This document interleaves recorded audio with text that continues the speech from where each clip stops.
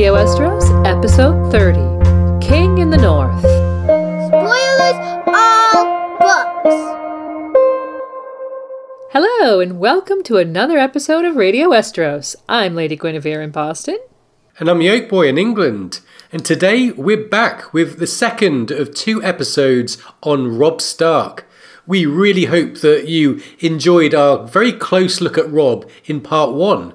And we've prepared a very long and deep look at the latter half of Robb's story here. While it's preferable that you've listened to that first part, I think you'll be okay and able to follow this episode if you haven't. Okay, Lady Gwyn, what have we got lined up today? Well, today, in an episode that has once again broken our record for longest ever, we'll begin by looking at the aftermath of Robb's crowning as King in the North as he journeys into the Riverlands with the northern host ready for war. Then we'll consider just what was going wrong for Robb, as his victories on the field were not reflected by his campaign off it. The mood grows decidedly more ominous when Robb agrees to make amends with Walder Frey, and the third section today is called To the Crossing. And from there we'll retrace Robb's final moves as he and his men are ambushed at the Red Wedding, a defining moment in A Song of Ice and Fire canon. We'll be reliving the treachery, the horror, and the trail of clues that together made this one of the memorable moments in fantasy literature history. Yes, it is that. Then we'll be brushing ourselves down and investigating a selection of Robb Stark related theories, from the plausible to the desperately wishful, all served, of course, with a generous coating of crackpot tinfoil. Yeah, we'll discuss if Jane Westerling could be pregnant, if Robert Strong has something of Robb's behind his visor, if Grey Wind or Reynold Westerling could have somehow survived the Red Wedding, or if Robb could have died twice on that fateful evening. We'll also speculate what Lady Stoneheart might have in store for that old rogue Walder Frey.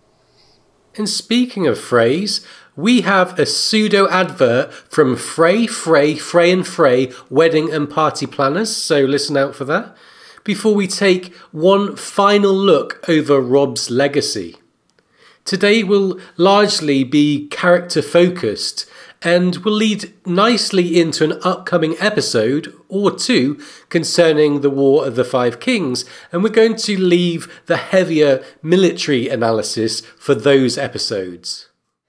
Okay, and before we start today's mammoth episode, we wanted to say that we aim to bring you high-quality presentations on A Song of Ice and Fire so we can explore the depths of the books and characters. If you'd like to show your appreciation, you can support us on Patreon. Pledges are per episode, so you reward us when we release a full episode, and for $3 you now get access to those episodes a day before the public, and that is a brand new incentive.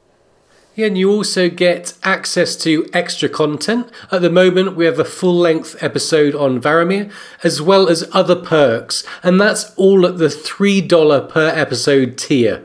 So find Radio Westeros on Patreon to not only help us, but also to earn a variety of rewards depending on your pledge. And on the subject of patrons, we want to say a sincere thank you to patrons of all levels and give special shout-outs to our Flaming Lightbringer patron, TJ Harrington, to our Dragonsteel patrons, John Wigarian and Peter, and our Palest Milk Glass patrons, Rosa, Rory, Ashley, Laura, Sister Winter, and Harry Krishna. Thanks a lot, guys. We're humbled by your support and your belief in us. And now, without any further ado, let's get started with part 2 of Robb Stark. Hold on to your hats. This could be a rough ride. King Joffrey and the Queen Regent must renounce all claims to dominion over the North.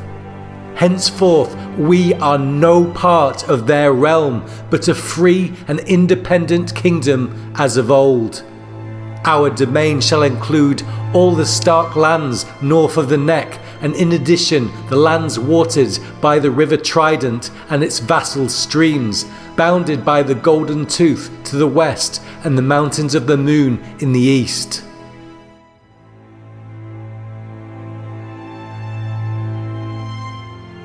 So, So, the newly proclaimed king in the north there, whose realm was now to include, quote, the lands watered by the River Trident and its vassal streams, bounded by the Golden Tooth to the west, and the Mountains of the Moon in the east. In other words, the Riverlands. Robb certainly had his work cut out for him. He had raised his banners in rebellion against the crown to save his father and sisters, and now, with the news of Ned's death and his victory at Whispering Wood, Robb found himself holding not only Jaime Lannister, but several other valuable Lannister hostages, which would seem to put him in an excellent position to bargain from. But in declaring himself king of what appears to be more than half the realm in terms of area, Robb made a bold move that was unlikely to be meekly accepted by the Lannisters at the moment of their ascendancy. Yeah, not likely. And interesting to note that only moments before his lords declared him their king, Robb had echoed Ned's words about Renly not having a legal claim to the throne. Not that Robb was claiming the Iron Throne, but certainly taking a huge portion of the realm away from whomever did so would not go unchallenged. And so began the War of the Five Kings, with Stark and Lannister facing off in the Riverlands, the Baratheon brothers with each other in the south, and Balon Greyjoy, as yet undeclared, lurking on the periphery awaiting his opportunity. As we've mentioned, we'll be going to much greater depth on the War of the Five Kings in our next episodes, so here we'll be keeping the focus tightly on Robb himself, on his development, his strategies and missteps, and his legacy. And in this segment, we're going to explore the events of the Clash of Kings when Robb's early success seemed to have him on the brink of outfoxing the old fox, Tywin Lannister himself. We begin with the newly crowned king waiting to receive the prisoner Cleos Frey. As Cat watches her son fiddling with his crown, an iron and bronze replica of the ancient crown of the kings of winter, her train of thought, "It's no easy thing to wear a crown," is almost certainly a nod by George to Shakespeare's Henry IV Part 2, where the king thinks to himself, "Uneasy lies the head that wears the crown." And it's definitely no easy thing for a boy of 15 to bear this burden. But Robb seems to constantly surprise his mother and perhaps the reader with his judgment and his resemblance to his father. King Robb receives Sir Cleos, as he had done his cousin Tyrion not long before, with bare steel upon his knees. Only this time, in addition to having implications about the lack of guest right, it seems to also be a warning of sorts to keep faith with the code of war, which compels the hostage sent as a messenger to afterwards return and submit to captivity, to preserve his own and his family's honour. And it turns out the purpose of this audience is to give Sir Cleos a message to bear to his cousin the Queen in King's Landing. Robb's terms of peace are the terms of a treaty between equals, not the submission of a rebellious lord to the crown in exchange for pardon or concessions. Robb has crossed a line that he has no intention of retreating from, and while his mother is concerned that the offer of exchanging the squires Tywin Frey and Willem Lannister for Arya and Sansa will prove not good enough, others are upset with even the idea of offering terms to the Lannisters. Yeah, when Robb declared that he would offer peace to the Lannisters if they met his terms, Lord Rickard Karstark stormed from the hall, a tangible warning that there would be trouble with Lord Rickard over the matter of vengeance for his sons. And though the terms offered are deemed not sweet enough by his mother, Robb clearly thinks he is offering as much as his lords will accept. He offers to trade the Lannister boys for his sisters and demands the release of the hostages from the Green Fork in exchange for all the others held by his men, save Jaime Lannister alone, who would continue to be held for his father's good behaviour. But above all, requiring Lord Tywin to withdraw from his territory, requesting more hostages as surety for the terms of treaty, and demanding recognition of the territories he was claiming as a sovereign nation were aggressive terms, almost sure to be rejected. And as Kat points out, Cersei and Tywin would want Jaime, and Robb insists that he could not exchange Jaime. His lords wouldn't accept it. Perhaps for Ned, he says. And the unspoken words, but not for the girls, leads to harsh words from his mother. His confidence in his ability to offer battle if his terms are rejected extends beyond the audience chamber to a private meeting with his mother and his uncle Edmure. And it's there, too, that we see Robb's resolve to send Theon to treat with Lord Balon for the use of his longships. Yeah, as we mentioned in our Catelyn and Theon episodes, it seems that while Robb had carefully followed his father's orders regarding fortifying Moat Cailin and White Harbour, in the matter of Theon Greyjoy, he allowed his decision-making to be swayed by his personal relationship with his foster brother. Kat's observation of Theon during the War Council reveal not only her reservations about him, but also perhaps offer a window of foreshadowing to his intentions. She studied Theon Greyjoy's sly smile, wondering what it meant. That young man had a way of looking as though he knew some secret jest that only he was privy to. Catelyn had never liked it. And we have to wonder at his sly smile, coupled with the revelation a few pages later that Robb had already made up his mind to send Theon to treat with his own father. Was Theon even then plotting the self-centered course that would ultimately lead him into the blind alley of betrayal? We've noted when Robb's decisions are modeled after Ned's, and so, in fairness, we have to note when they diverge. This is not a choice Ned would have made, and the decision, as we know, would have fateful consequences for everyone involved, and more. But the scene between Robb and Kat following the audience with Sir Cleos is important, as it also represents a shift in Robb's arc. Right, to this point, we've seen Robb as a boy becoming a man, bearing the weight of the burden life has laid on his shoulders with the help and advice of his mother, who had taken a very sensitive tack in dispensing that advice. But following Ned's death and Robb's acclamation as king, we see him start to take advice from others more, being more dismissive of his mother, who, in the matter of Theon Greyjoy, must have felt unable to take a stand and remind Robb of his father's wishes. Yeah, it seems like at that moment, Kat was more worried about her daughters in King's Landing, and who can blame her, and her concerns that Robb would be swayed by his lords to seek vengeance for the atrocities being committed in the Riverlands by Lannister units, by marching on Tywin Lannister at the stronghold of Harrenhal. Her uncle, the Blackfish, brings the news that Sir Stafford Lannister is raising a new host in the Westerlands, and he illustrates the danger to the army of the Riverlands of being trapped between two enemies when he says, "Make no mistake, Lord Tywin is not the Kingslayer. He will not rush in heedless. He will wait patiently for Sir Stafford to march before he stirs from behind the walls of Harrenhal." But is Catelyn's reply, unless he must leave Harrenhal to face some other threat? That is the beginning of a daring plan that would send Kat herself deep into the south and Robb into the west. Quote, King Renly, she tells her uncle, will want what kings always want, homage. And it's Robb's own decision to send Kat, as he tells her, I cannot go myself. Your father's too ill. The Blackfish is my eyes and ears. I dare not lose him. Your brother, I need to hold Riverrun when we march. Yeah, and although Robb cagily declines to tell her where he's marching, only saying, I said nothing of Harrenhal, it seems he's taken the germ of his mother's idea and decided once again that unconventional tactics are the way to defeat Tywin Lannister.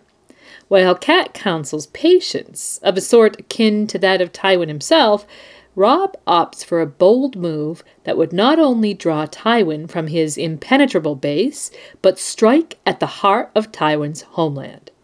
While Cat is off south dealing with the Baratheons, Robb will march into the Lion's Den and destroy the nascent army that Lord Tywin clearly hoped would function as one half of a pincer maneuver. And that he succeeds at that is made clear in a Sansa chapter sometime later, when she's summoned before Joffrey to answer for her brother's deeds. Lancel Lannister informs her, "Your brother fell upon Sir Stafford Lannister with an army of wargs, not 3 days' ride from Lannisport. Thousands of good men were butchered as they slept, without the chance to lift sword. After the slaughter, the Northmen feasted on the flesh of the slain."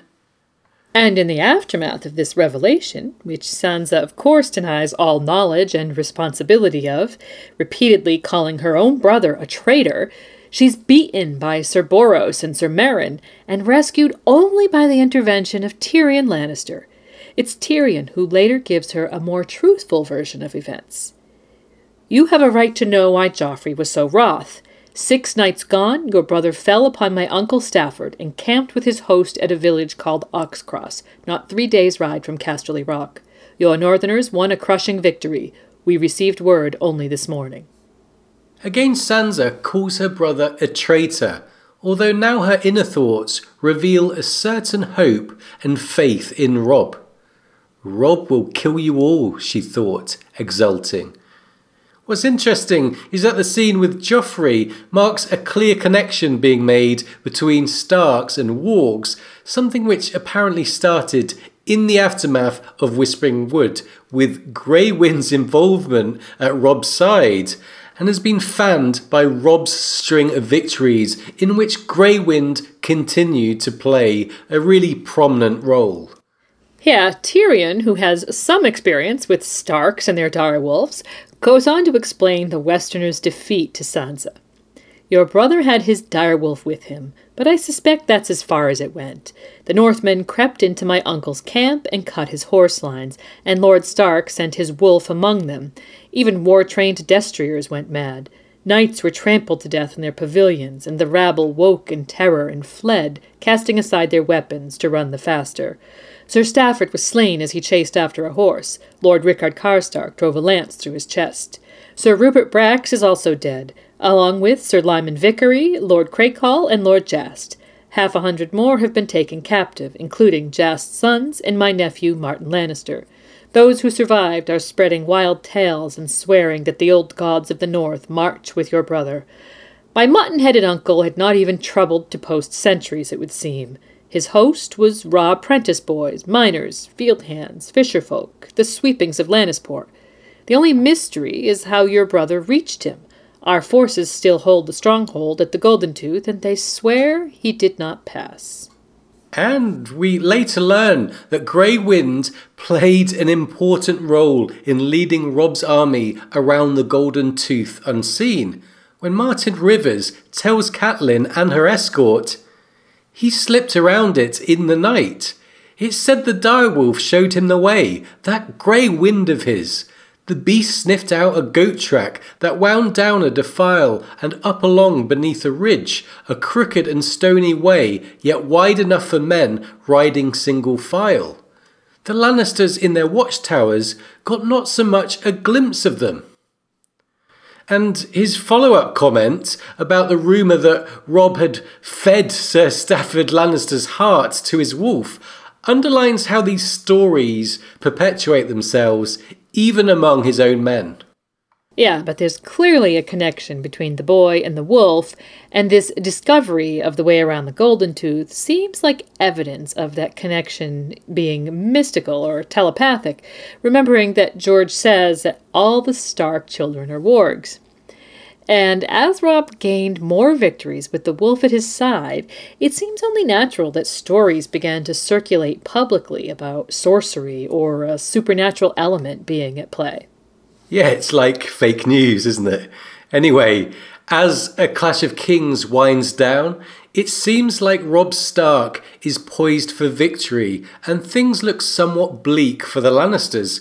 with Jaime captive at Riverrun and enemy forces now ranging deep inside the Westerlands. Robb's great victory at Oxcross was followed by raiding the coast, the farmlands and the gold mines of the Westerlands, and it succeeded in drawing Tywin out of Harrenhal. Unfortunately, the gambit was destined to fail on 2 counts. First was the series of events that unfolded in the south with Catelyn as witness. Yeah, in the meantime, Cat had arrived at Bitterbridge to find Renly's enormous army camped there, enjoying a tourney. At the feast that followed, she observed the many young men who made up Renly's entourage with sadness, telling Lord Rowan, war will make them old. When he questioned her statement, pointing out their youth and vigor and chance of success, it says she replied sadly, because it will not last, because they are the nights of summer, and winter is coming.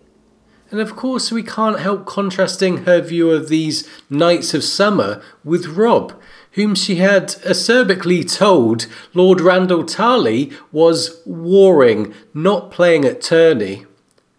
As much confidence as she placed in her son, the correlation to his own youth couldn't have escaped her, and might have contributed to her sadness in that moment as much as her own experience of war in young adulthood did.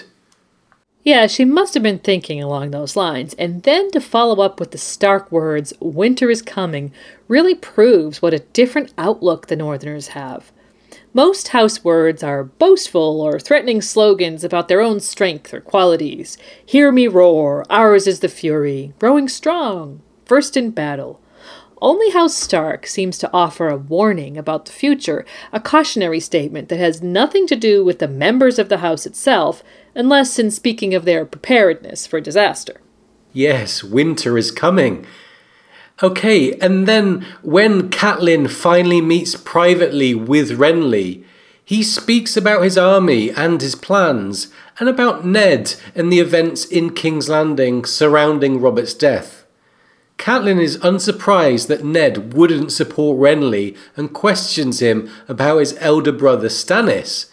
Renly dismisses Stannis' superior claim with a question. Tell me, what right did my brother Robert ever have to the Iron Throne? But it continues. He did not wait for an answer. Oh, there was talk of the blood ties between Baratheon and Targaryen, of weddings 100 years past, of second sons and elder daughters. No one but the maesters cares about any of it. Robert won the throne with his warhammer. He swept a hand across the campfires that burned from horizon to horizon. Well, there is my claim, as good as Robert's ever was. If your son supports me, as his father supported Robert, he'll not find me ungenerous. I will gladly confirm him in all his lands, titles, and honours. He can rule in Winterfell as he pleases. He can even go on calling himself king in the north if he likes, so long as he bends the knee and does me homage as his overlord.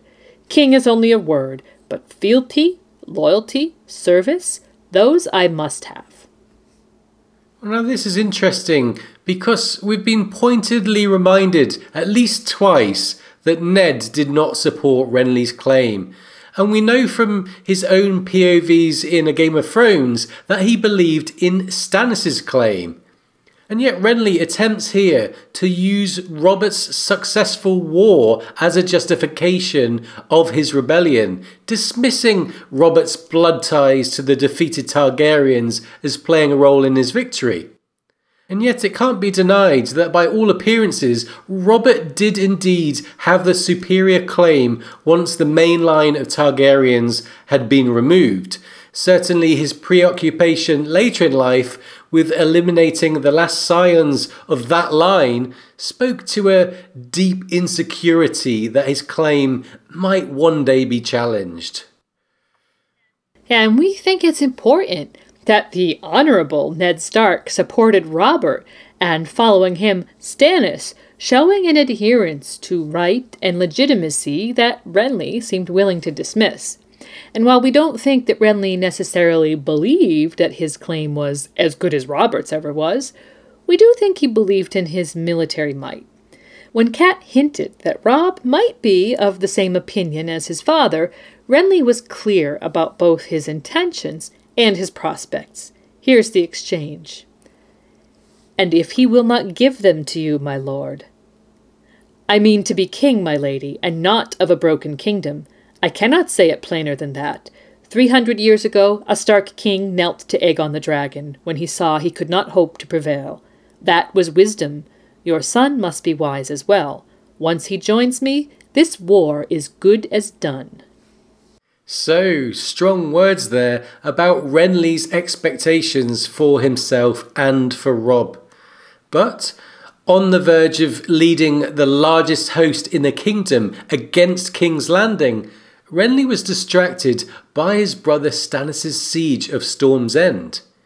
He raced south to deal with it, taking Catelyn with him, but when their meeting dissolved into hostility exacerbated by the brothers' mutual arrogance and stubbornness, Cat knew her diplomatic cause was lost. Yeah, and when she asked leave to return to the Riverlands, Renly declined and insisted she stay to observe his battle with his brother so that she could see, quote, "what befalls rebels with your own eyes, so your son can hear it from your own lips." So, a bit of a threat there from Renly, which, combined with Stannis' words about Robb, "your son is no less a traitor than my brother here, his day will come as well," could hardly have left Cat feeling encouraged about either of the Baratheon brothers. But anyway, as fate would have it, Stannis and Melisandre made sure that the battle Renly wanted Cat to witness never came to pass. Cat fled north in the aftermath of Renly's death with her escort and Brienne of Tarth. And it's when she arrived in the Riverlands that she received word of Robb's victory at Oxcross and that Lord Tywin had left Harrenhal. She also observes that her brother was preparing for battle outside of Riverrun, and this is the second circumstance that would lead to the failure of Robb's gambit in the west. For Edmure's plan involved meeting Tywin in pitched battle, while at the same time ordering Helman Tallheart to march from the Twins to join with Roose Bolton and the rest of the northern host to retake Harrenhal, hoping thereby to capture Tywin in a pincer such as he had planned for Robb. And when we return, we'll review the next stage of Robb's war and the series of events that led him to say to his mother, "I have won every battle, yet somehow I'm losing the war."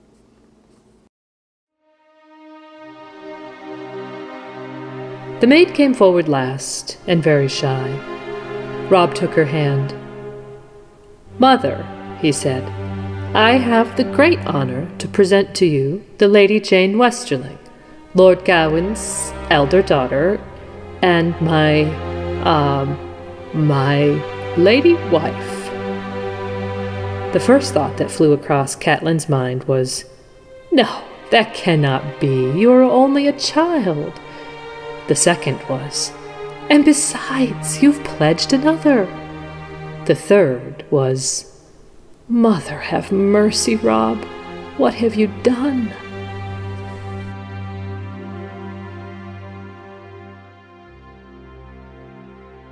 So, as it turned out, Edmure was victorious over Tywin's multi-pronged attempt to cross the Riverlands and relieve his bannermen in the west, which sent him retreating back towards the Trident.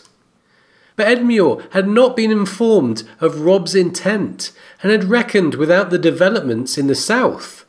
For while Robb had intended to draw Tywin deep into the west with his scouring of the Westerlands, and as such had ordered Edmure only to hold Riverrun, the Lannisters had acted quickly to secure an alliance with the Tyrells in the wake of Renly's death, meaning that Tywin's retreat from his move west left him in a position to join up with the Tyrell forces and march to King's Landing to save the city following Stannis' near victory in the Battle of the Blackwater. All things we'll be looking at much more closely in our next episode. Yes, we will. Here we can focus on the contention that resulted within Robb's own family.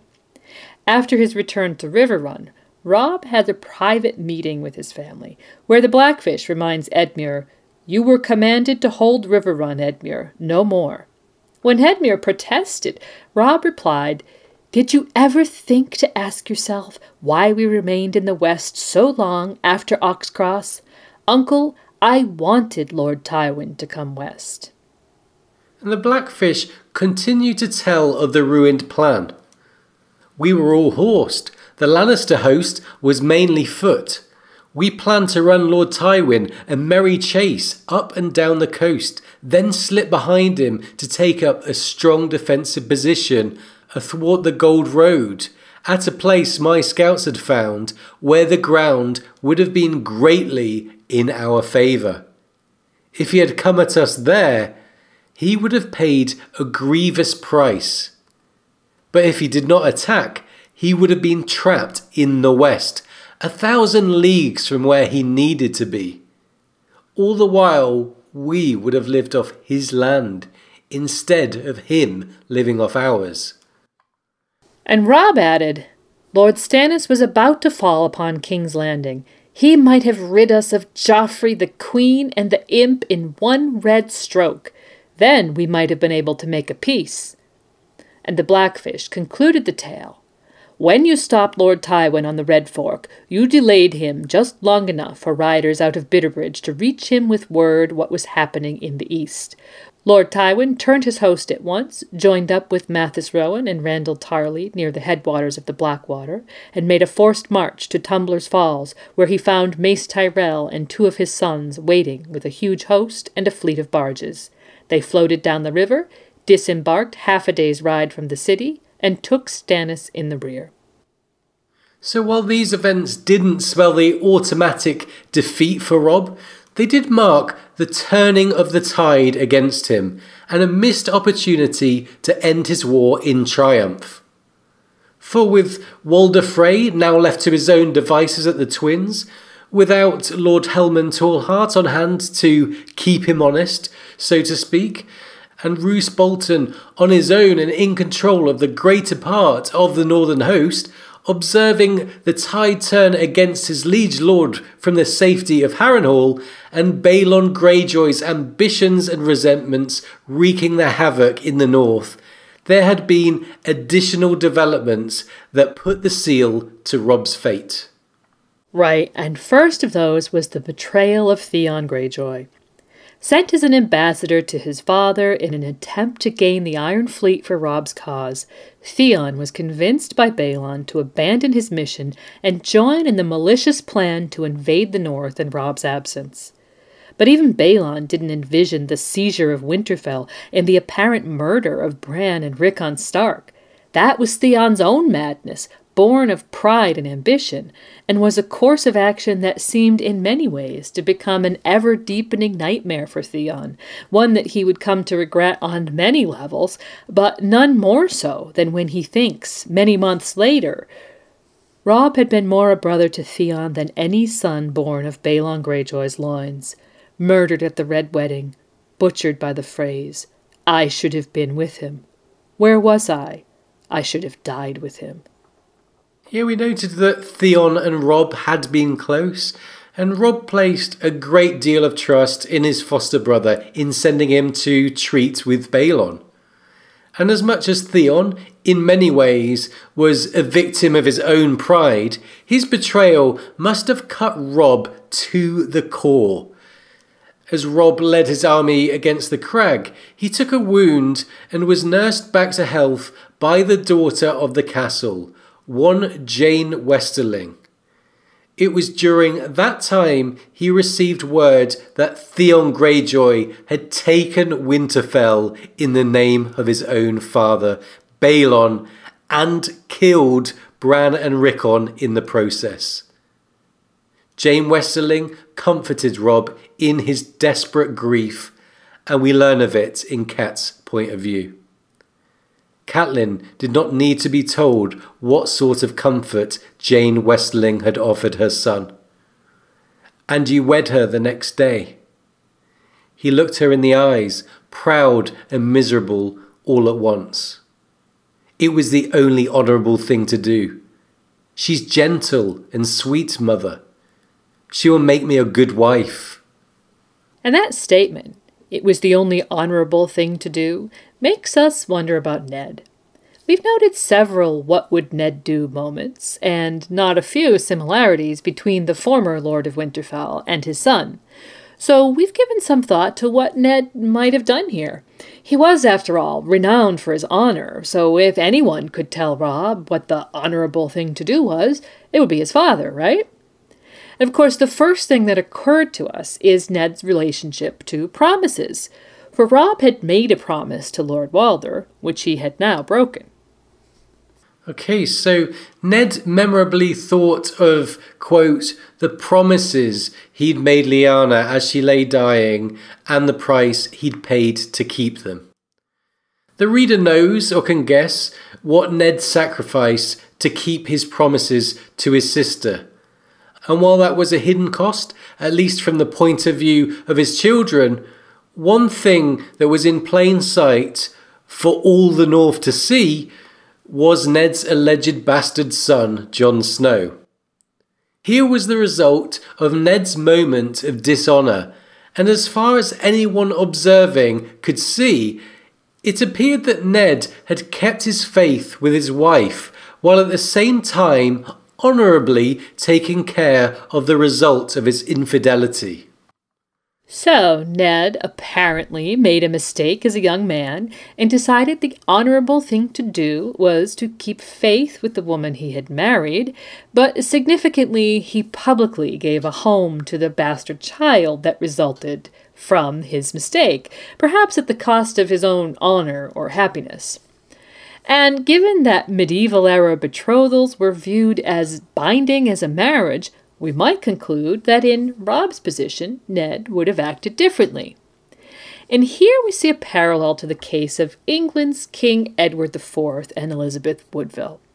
Edward was the first Yorkist king of England and came to power as first the Duke of York and then king at a very young age. Yeah, and it's well known that George took a lot of inspiration from the Wars of the Roses in writing both his characters and their struggles. So it's really worth looking at the historical parallels.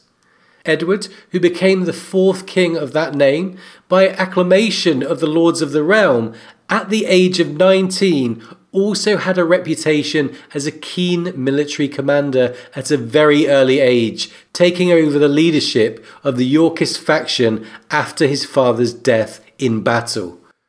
However, within a few years, even as his cousin, the Earl of Warwick, was negotiating a royal marriage contract for him in France, Edward angered his primary supporters and horrified his nobles by making a secret marriage to the widow Elizabeth Woodville, the daughter of a landed knight with a large and ambitious family. Edward's marriage and elevation of his wife's family angered Warwick to the degree that the powerful Earl chose to support first Edward's younger brother, the Duke of Clarence, and then the deposed former king, the Lancastrian Henry VI. So Edward himself was deposed and only regained the throne after a series of bloody battles that resulted ultimately in the death of the Lancastrian heir and the suspicious death in London of Henry VI himself. Circumstances which have more parallels to Robert Baratheon and the Battle of the Trident than Robb Stark. But the point is in the marriage. Kings do not have the luxury of choosing their own brides, whether for love or lust or honour. They must do what is best for their dynasty and for their realm, a difficult reality which neither Robb nor Edward IV seem to have heeded. And getting back to the question of what Ned would do, we have to point out that, assuming that Jon is actually Lyanna's son, the reality is that Ned made a very different sort of sacrifice to keep a promise, his own honour in exchange for his family's safety, in which case we could also conclude that Ned would have acted very differently from Robb. Yeah, and then we can consider Robb's decision in light of his boy-to-man theme that we talked so much about in the first episode. When the agreement for Robb to wed a Frey was forged with Lord Walder back in A Game of Thrones, Catelyn had thought of her son. Boys might play with swords, but it took a lord to make a marriage pact, knowing what it meant. So at the time, we're left thinking this showed a positive development in Robb's manhood arc. What then does his eventual breaking of this pact say about that arc?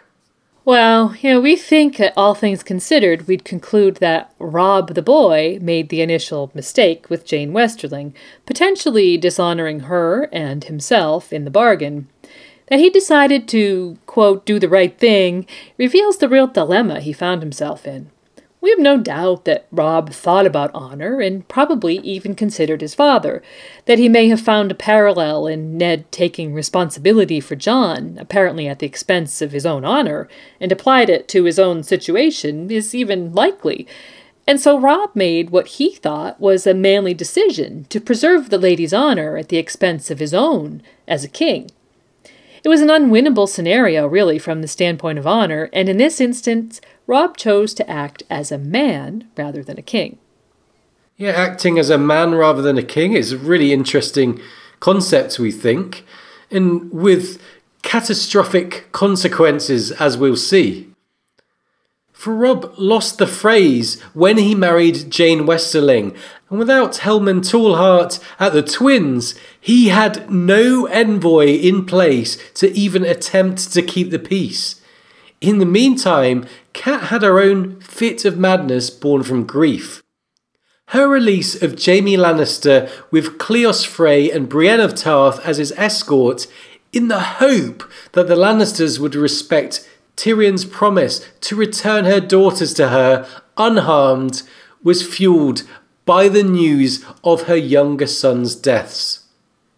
We find it very interesting that when he speaks to Cat about Jaime, Robb tells her, "You freed him without my knowledge or consent. But what you did, I know you did for love." Okay, so shades of Jaime's own words there when he shoved Bran Stark from a tower window for love.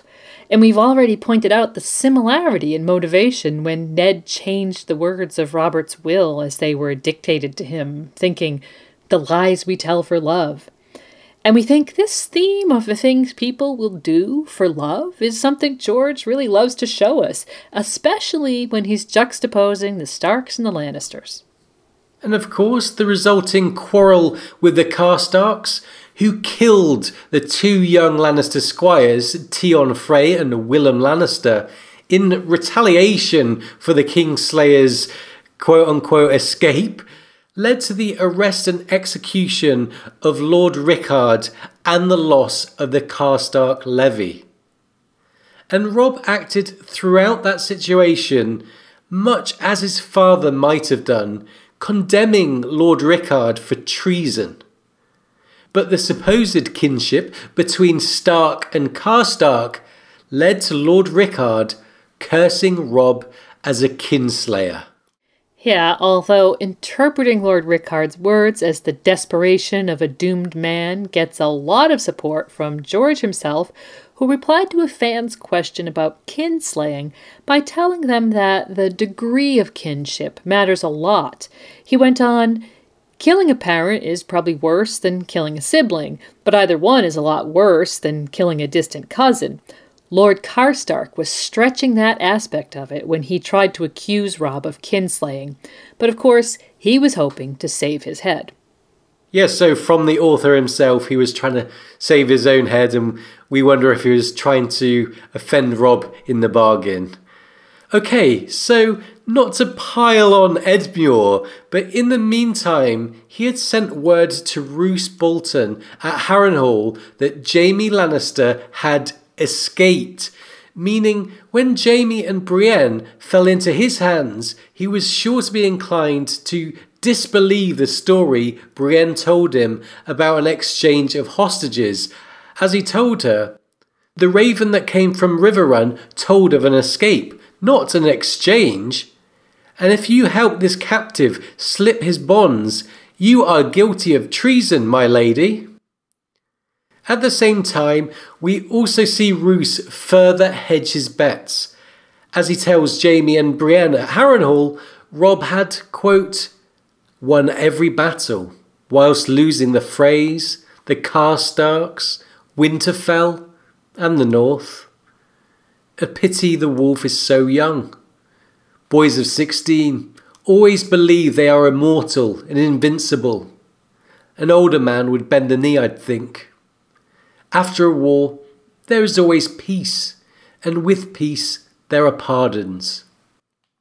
And right there's a huge hint at Roose's intentions, since he himself is an older man who would be looking for one of those pardons. Of course, in retrospect, we know Roose had already made up his mind when he received word of Robb's marriage and the break with the Freys. Roose himself was married to Lord Walder's granddaughter by that time, and we saw him issue the false orders to Helmut Tallhart and Robert Glover to attack Duskendale in Robb's name in Arya's final chapter in A Clash of Kings, probably some 2 months earlier.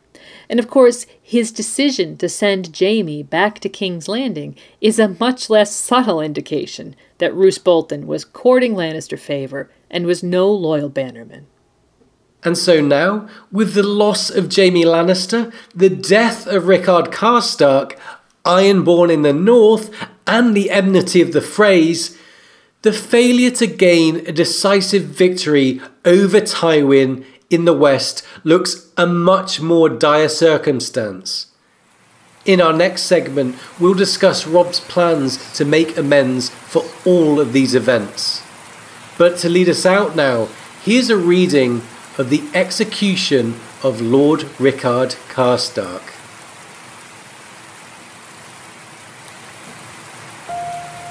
When day broke, grey and chilly, the storm had diminished to a steady soaking rain, yet even so the Godswood was crowded. River lords and Northmen, highborn and low, knights and sellswords and stable boys, they stood amongst the trees to see the end of the night's dark dance. Edmure had given commands, and a headsman's block had been set up before the heart tree. Rain and leaves fell all around them as the Great John's men led Lord Rickard Karstark through the press, hands still bound. His men already hung from Riverrun's high walls, slumping at the end of long ropes as the rain washed down their darkening faces. Long Lou waited beside the block, but Robb took the poleaxe from his hand and ordered him to step aside. "This is my work.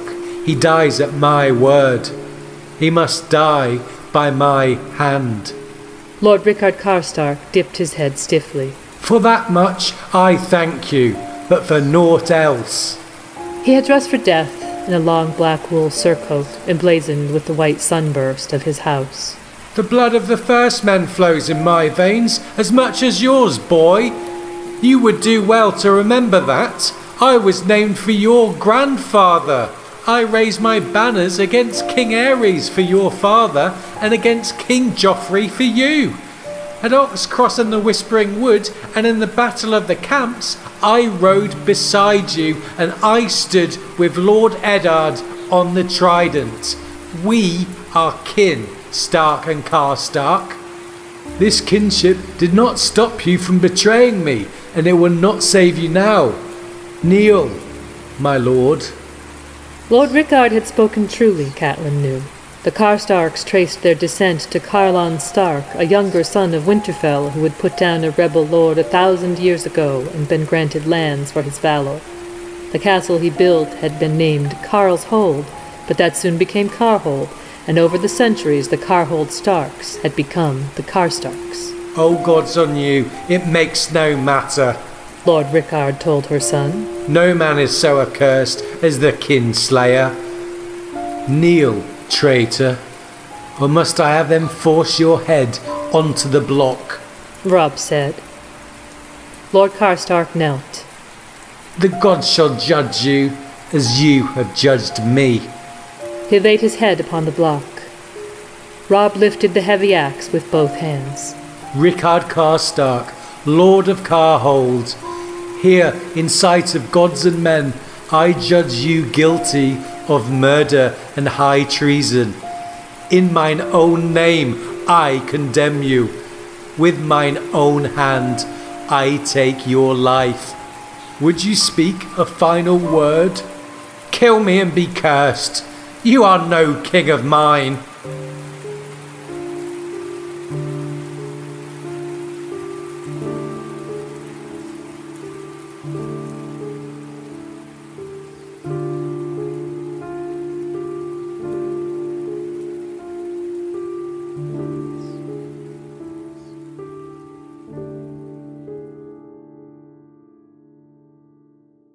So, the execution of Rickard Karstark there, and his desperate last words, cursing Robb as a kinslayer. And there's something very interesting in the description of the execution that ties back, oddly enough, to Theon's downward spiral in A Clash of Kings. First, here's the description of Theon's execution of the Winterfell kennelmaster, Farlan, who was the scapegoat for the murders of several of Theon's men who were actually killed by Ramsay in order to keep the secret of the miller's boys. Here's the passage. As he knelt to the block, the kennelmaster said, "My lord Eddard always did his own killings." Theon had to take the axe himself or look a weakling. His hands were sweating, so the shaft twisted in his grip as he swung, and the first blow landed between Farlan's shoulders. It took 3 more cuts to hack through all that bone and muscle and sever the head from the body, and afterwards he was sick, remembering all the times they'd sat over a cup of mead talking of hounds and hunting. "I had no choice," he wanted to scream at the corpse. Now, compare that to the execution of Rickard Karstark by Robb, separated by an entire book, but in reality only a matter of weeks later. The axe crashed down. Heavy and well-honed, it killed at a single blow, but it took 3 to sever the man's head from his body, and by the time it was done, both living and dead were drenched in blood. Robb flung the poleaxe down in disgust and turned wordless to the heart tree. He stood shaking with his hands half-clenched and the rain running down his cheeks. "Gods forgive him," Catelyn prayed in silence. "He is only a boy, and he had no other choice." Okay, so both executions done with an axe, and neither going quite as smoothly as we saw, for instance, in the case of Ned's execution of Garrod. Both young men show their physical disgust for the act, and in both cases the passage ends with them having, quote, "no choice." And while the situation couldn't be more different on the surface, we couldn't help noticing these similarities and the fact that what both scenes really highlight is a downward spiral for the character involved. Yeah, that's true. Things are not looking good for either Robb or Theon at this point. And of course, Kat noting that Robb is only a boy highlights that theme we keep coming back to. And regarding Karstark claiming kinship with Robb, in the previous segment we mentioned that George himself threw a little shade on that idea. As for Lord Rickard taking revenge for his son's deaths on the battlefield, we know he had already killed Sir Stafford Lannister at Oxcross, and who knows how many other Lannisters or Lannister men in battle. But the idea that he slew Willem Lannister and Tywin Frey, 2 unarmed captive squires, out of anything other than a dangerous blind rage directed more at the Starks on account of Catelyn's release of Jaime than at the boys themselves or their Lannister family, has to be discounted. Well, in fact, Lord Rickard admitted as much when he said to Robb defiantly, "Tell your mother to look at them. She slew them as much as I." So the deaths of the 2 boys was not justice, but murder, vengeance against the Starks, and as Robb says, your work, your murder, your treason. And the fact that Tion Frey was Lord Walder's grandson, in addition to being Tywin's nephew, cannot be understated. That's right, the Freys have now been doubly insulted, and Robb's task of making amends seems colossal. At the end of his first meeting with his mother and uncles after his return to Riverrun, Robb had wondered how he could make things up to Lord Walder. Catelyn had an idea, although her meaning didn't become plain until several chapters later. Here's the exchange. "We must win back the Freys," said Robb. "With them, we still have some chance of success, however small. Without them, I see no hope. I'm willing to give Lord Walder whatever he requires. Apologies, honors, lands, gold. There must be something that would soothe his pride." "Not something," said Catelyn. "Someone." And following Lord Hoster's long-expected death, Lothar Frey arrived at Riverrun for the funeral with his brother Walder Rivers and requested an audience with Robb. Though he presented himself as the soul of courtesy, his thanks to Robb for the swift, sure justice he meted out to Rickard Karstark are a not-so-subtle reminder that one of Lord Karstark's victims was indeed a Frey.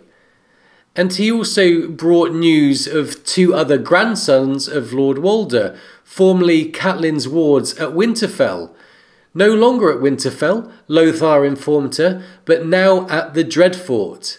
It seemed Theon Greyjoy had burned Winterfell rather than lose it. Yeah, and while Robb had previously been informed by Roose Bolton that Ramsay Snow had been executed by Roderick Cassel, they were now informed that it was Ramsay who, quote, saved the women of Winterfell and the little ones, and that Roderick Cassel was dead at the hands of the Ironborn, as were many of the Starks' retainers and small folk. And upon hearing this news, it says, wordless with rage, Robb slammed a fist down on the table and turned his face away so the Freys would not see his tears, but his mother saw them. So here's another hint that in spite of his tremendous personal growth over the course of many months, Robb is still very young, and it's his mother who sees and understands that reality. After Lord Hoster's funeral, when they walked together and Robb gave her the news of Sansa's marriage to Tyrion Lannister, Catelyn had watched her son and thought, there was a glumness to his face and a slope to his shoulders that made her heart go out to him. The crown is crushing him. He wants so much to be a good king, to be brave and honourable and clever. But the weight is too much for a boy to bear. Robb was doing all he could, yet still the blows kept falling, one after the other, relentless. Yeah, again, that theme of boy versus man, only lately it seems the pendulum is swinging back towards Robb's relative youth. And from Robb's perspective, he's dealt with the death of his father, the betrayal by Theon Greyjoy and the deaths of his brothers, the loss of the prize hostage, Jaime Lannister, the loss of the Freys and the Karstarks, the forced wedding of his sister to a Lannister, the bungling of the plan to defeat Lord Tywin by his uncle, and the loss of 1/3 of his foot at Duskendale. And now he has to deal with the destruction of his home. So if the burdens seem to be weighing upon him, it's really no wonder at all. In the wake of this further devastating news, Lothar Frey delivered his father's response to an offer that had been made off-page. Right, here is where we learn that the someone Cat had in mind was her brother Edmure, and that he was to be offered in Robb's place as a bridegroom for one of Lord Walder's daughters. We pointed out in our Cat episode that this was more or less exactly the same deal Lord Walder had previously made for Robb, if not slightly better, since Robb was only the heir to Winterfell at that time, and Edmure was now the Lord of Riverrun and Lord Walder's liege. But time had intervened. Robb was named king in the north, and Lord Walder's pride had been sorely bruised at the loss of the prospect of one of his own daughters being a queen. So Lothar's message was this: My lord father bids me tell your grace that he will agree to this new marriage alliance between our houses and renew his fealty to the king in the north upon the condition that the king's grace apologize for the insult done to House Frey in his royal person, face to face. And it says that Catelyn immediately misliked this condition, and when the Frey brothers insisted the marriage to a daughter Edmure had yet to meet, be performed immediately at the crossing with no chance to meet the bride beforehand. It says Catelyn was growing less and less comfortable with this arrangement.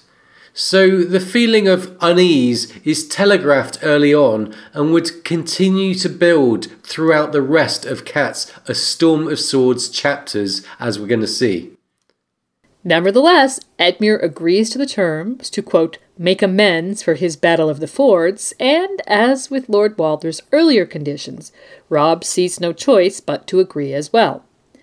And the next time we see Robb is on the day of his departure from Riverrun for the crossing, where Cat's point of view tells us, Robb bid farewell to his young queen thrice, once in the Godswood before the Heart Tree in the sight of gods and men, the second time beneath the portcullis where Jane sent him forth with a long embrace and a longer kiss, and finally an hour beyond the Tumblestone when the girl came galloping up on a well-lathered horse to plead with her young king to take her along.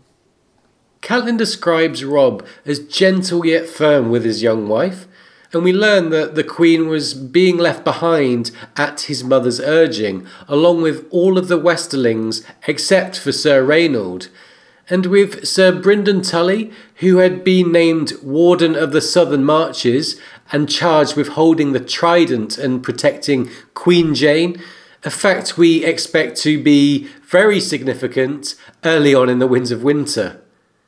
And so begins the journey to the crossing to make amends to the Freys and ultimately to the north, for it's during this journey that we learn of Robb's intentions to retake the north and drive the Ironborn back into the sea. Yeah, during this long, rainy journey through the Riverlands, Cat asks Robb what his intentions are once he's seen his uncle married and rejoined his host with the men under Lord Bolton at the Twins. North, he tells her, but that's all he'll say for the time being. It's heavily implied, though, that he has a plan, and so a little glimmer of hope is introduced into what has been a very grim and heavy series of chapters, with bad news from all sides, and the weather acting as a mirror to the characters' moods.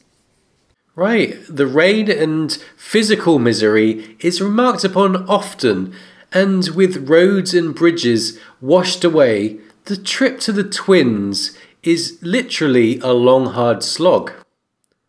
And it's more than a fortnight later when they actually arrive at Oldstones, where Cat and Robb speak alone for what must be the first time in many days, and it's there that Robb tells his mother, "A king must have an heir. If I should die in my next battle, the kingdom must not die with me. By law, Sansa is next in line of succession, so Winterfell and the North would pass to her. To her and her lord husband, Tyrion Lannister. I cannot allow that. I will not allow that. That dwarf must never have the North." And this isn't the first time Robb has raised the issue, for in a previous chapter, when he first told his mother about Sansa's marriage, and she wondered, "My poor sweet Sansa, why would anyone do this to her?" Robb's answer was simple. "For Winterfell. With Bran and Rickard dead, Sansa is my heir, if anything should happen to me." And in light of the building sense of dread we get as the journey north continues, his mother's reaction was tragically prescient. "Nothing will happen to you. Nothing. I could not stand it. They took Ned. And your sweet brothers. Sansa is married. Arya is lost. My father is dead. If anything befell you, I would go mad, Robb. You are all I have left. You are all the North has left." So, some foreshadowing of her own fate from Cat there. And we think it's very likely that Robb had been considering his options for many weeks, since first learning of Sansa's marriage, and he may have arrived at his decision some time ago, but waited for an opportune moment to talk to his mother alone about it. I think we really see some sensitivity here on his part for what he knew her reaction would be, and in spite of him ultimately not heeding her objections, He did give her the opportunity to air them, and in private. He'd clearly given this a lot of thought, though, and had answers to every objection she raised, and in the end, it seems to us, he was unequivocal in his decision. Here's the final exchange of their meeting. Jon is the only brother that remains to me. Should I die without issue, I want him to succeed me as king in the north. I had hoped you would support my choice. I cannot, she said, in all else, Robb, in everything, but not in this folly. Do not ask it. I don't have to. I'm the king. Yes, so I want Jon to succeed me doesn't seem to leave much grey area at all, and our interpretation is that Robb considered the matter absolutely settled. We also learn that he has completely given up hope not only for Sansa but for Arya, who hasn't been heard from since Ned was seized by the Lannisters. Another thing of note is that Kat's angry words comparing Jon to Theon prompted a menacing reaction from Grey Wind, a subtle highlight of the deep connection between Robb and his wolf. But in the end, Kat is left alone and feeling desolate. Again, the weather highlights the character's mood. In a pathetic fallacy, it says, "She might have wept then, had not the sky begun to do it for her." And while Kat seems to have withdrawn following that conversation, it says, "In the days that followed, Robb was everywhere and anywhere, riding at the head of the van with the Great Jon, scouting with Grey Wind, riding back to Robin Flint in the rear guard, and it seems to us that his frantic energy mirrored his determination to succeed in his upcoming missions to set things right. Paired with Kat's worry as to whether her son was sleeping with all this activity, and thinking back on her reflection of how the weight of the crown was crushing him, we can see again a subtle telegraphing of trouble to come. Yeah, and the rain continues to tell the tale, as Kat now explicitly says to Mage and Dacey Mormont, "This is an evil reign. We have suffered much, and there is more peril and more grief ahead. We need to face it boldly, with horns blowing and banners flying bravely. But this rain beats us down. The banners hang limp and sodden, and the men huddle under their cloaks and scarcely speak to one another. Only an evil rain would chill our hearts when we most need them to burn hot." And this conversation with the Mormont women, which we've discussed from other angles in our Kat and Jorah episodes, leads to another reflection from Kat that adds subtly to the growing sense of dread and, in hindsight, prescience. All lost now. Winterfell and Ned, Bran and Rickon, Sansa, Arya, all gone. Only Robb remains. Would that I had known how to wield an axe. Perhaps I might have been able to protect them better. So, only Robb remains for the north, and we've already been made aware of Kat's worry for him. And the weather continues to set the mood as day followed day and still the rain kept falling. And the army wound its way alongside the Blue Fork and into Hag's Mire. And then it says, "Lord Jason Mallister caught up with them amidst the bogs of Hag's Mire. There was more than an hour of daylight remaining when he rode up with his column, but Robb called a halt at once. And Sir Reynold Westerling came to escort Catelyn to the king's tent. She found her son seated beside a brazier, a map across his lap. Grey Wind slept at his feet. The Great Jon was with him, along with Galbert Glover, Mage Mormont, Edmure, and a man that Catelyn did not know. A fleshy, balding man with a cringing look to him. No lordling, this one, she knew, the moment she laid eyes on the stranger. Not even a warrior." And this man turns out to be none other than the captain of the Miraham, the ship from Old Town that had borne Theon Greyjoy to Pike, and which had remained at harbour there until Lord Balon fell from a bridge and Euron arrived the next day. He managed to slip away as Euron seized control of the Iron Islands and made his way to Seacard with his news. It was, Jason Mallister said, good tidings, I hope. Well, it certainly seemed to be. Robb had clearly been planning an assault on Moat Cailin to retake the north, but this turn of events seemed to have really paved the way for it. As Robb put it, Balon's death and Euron's sudden reappearance would mean that Victarion, commander of the Iron Fleet, who was currently holding Moat Cailin, would have to return to the Iron Islands, a fact no less true for Balon's daughter, Asha, at Deepwood Motte. As Robb saw it, a weakened Ironborn garrison in the Neck would mean an ideal time to strike at them unawares. And here's where we learn of Robb's plan to send Lady Mage and Galbert Glover to contact Howland Reed and enlist the Crannogmen. He would approach Moat Cailin with 12,000 men, but he intended for his own battle of 4,000 to melt into the Neck with the aid of the Crannogmen and re-emerge north of Moat Cailin to flank the Ironborn. A three-pronged attack on the first day of the new year, when the defenders would least expect it, would be almost certain to succeed. That's right. But then, from a meta standpoint, we get a subtle hint that things might not go according to this plan. Robb states his intention to send Catelyn to Seaguard following Edmure's wedding.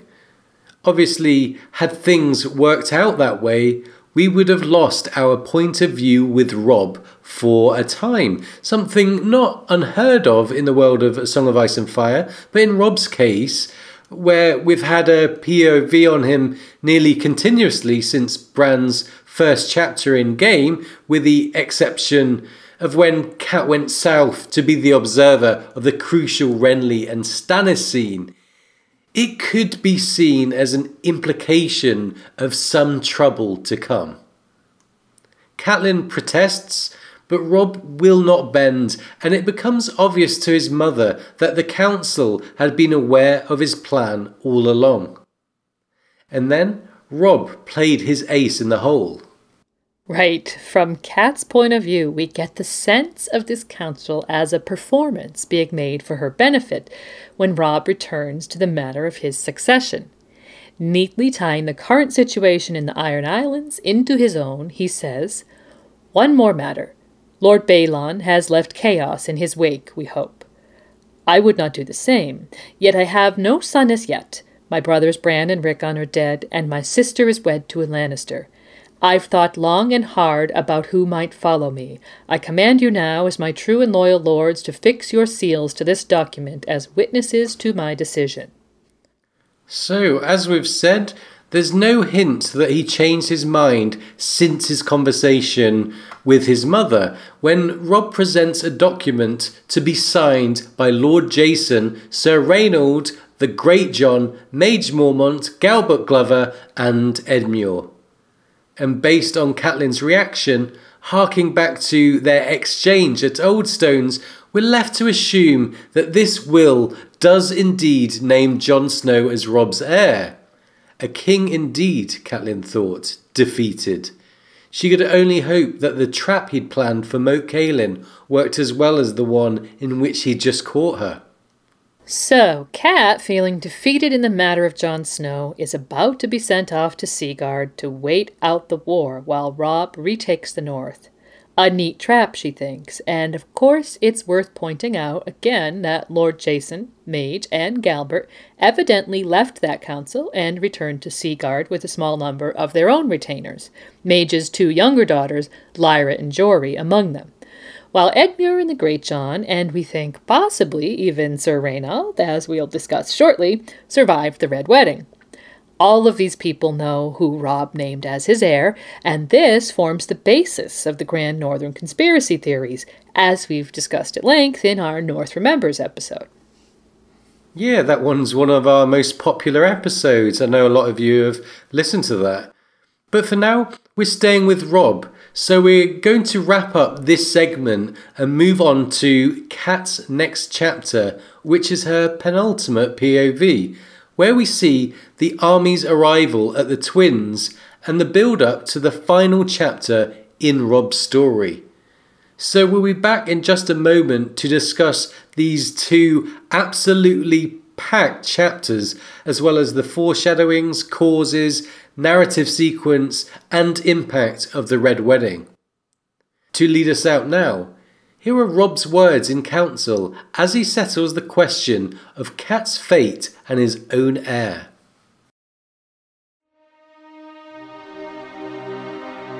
I left my wife at Riverrun.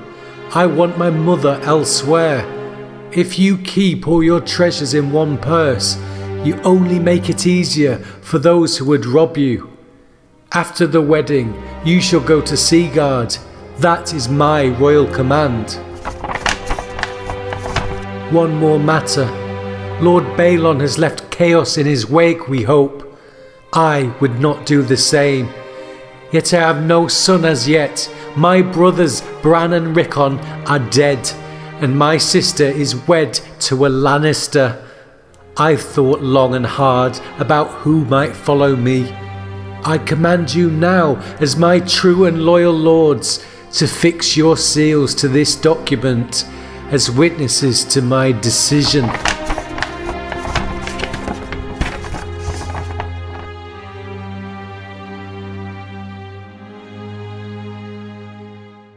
Like a never-ending bass note, heard only at the edge of sound, Martin has deployed the setting leading up to Robb's arrival at the Twins as a means to tip off the attentive reader that all is not right. As that bass note would do, the setting and mood depicted in Kat's point of view chapters following their departure from Riverrun makes not only the characters, but also the reader feel physically uneasy.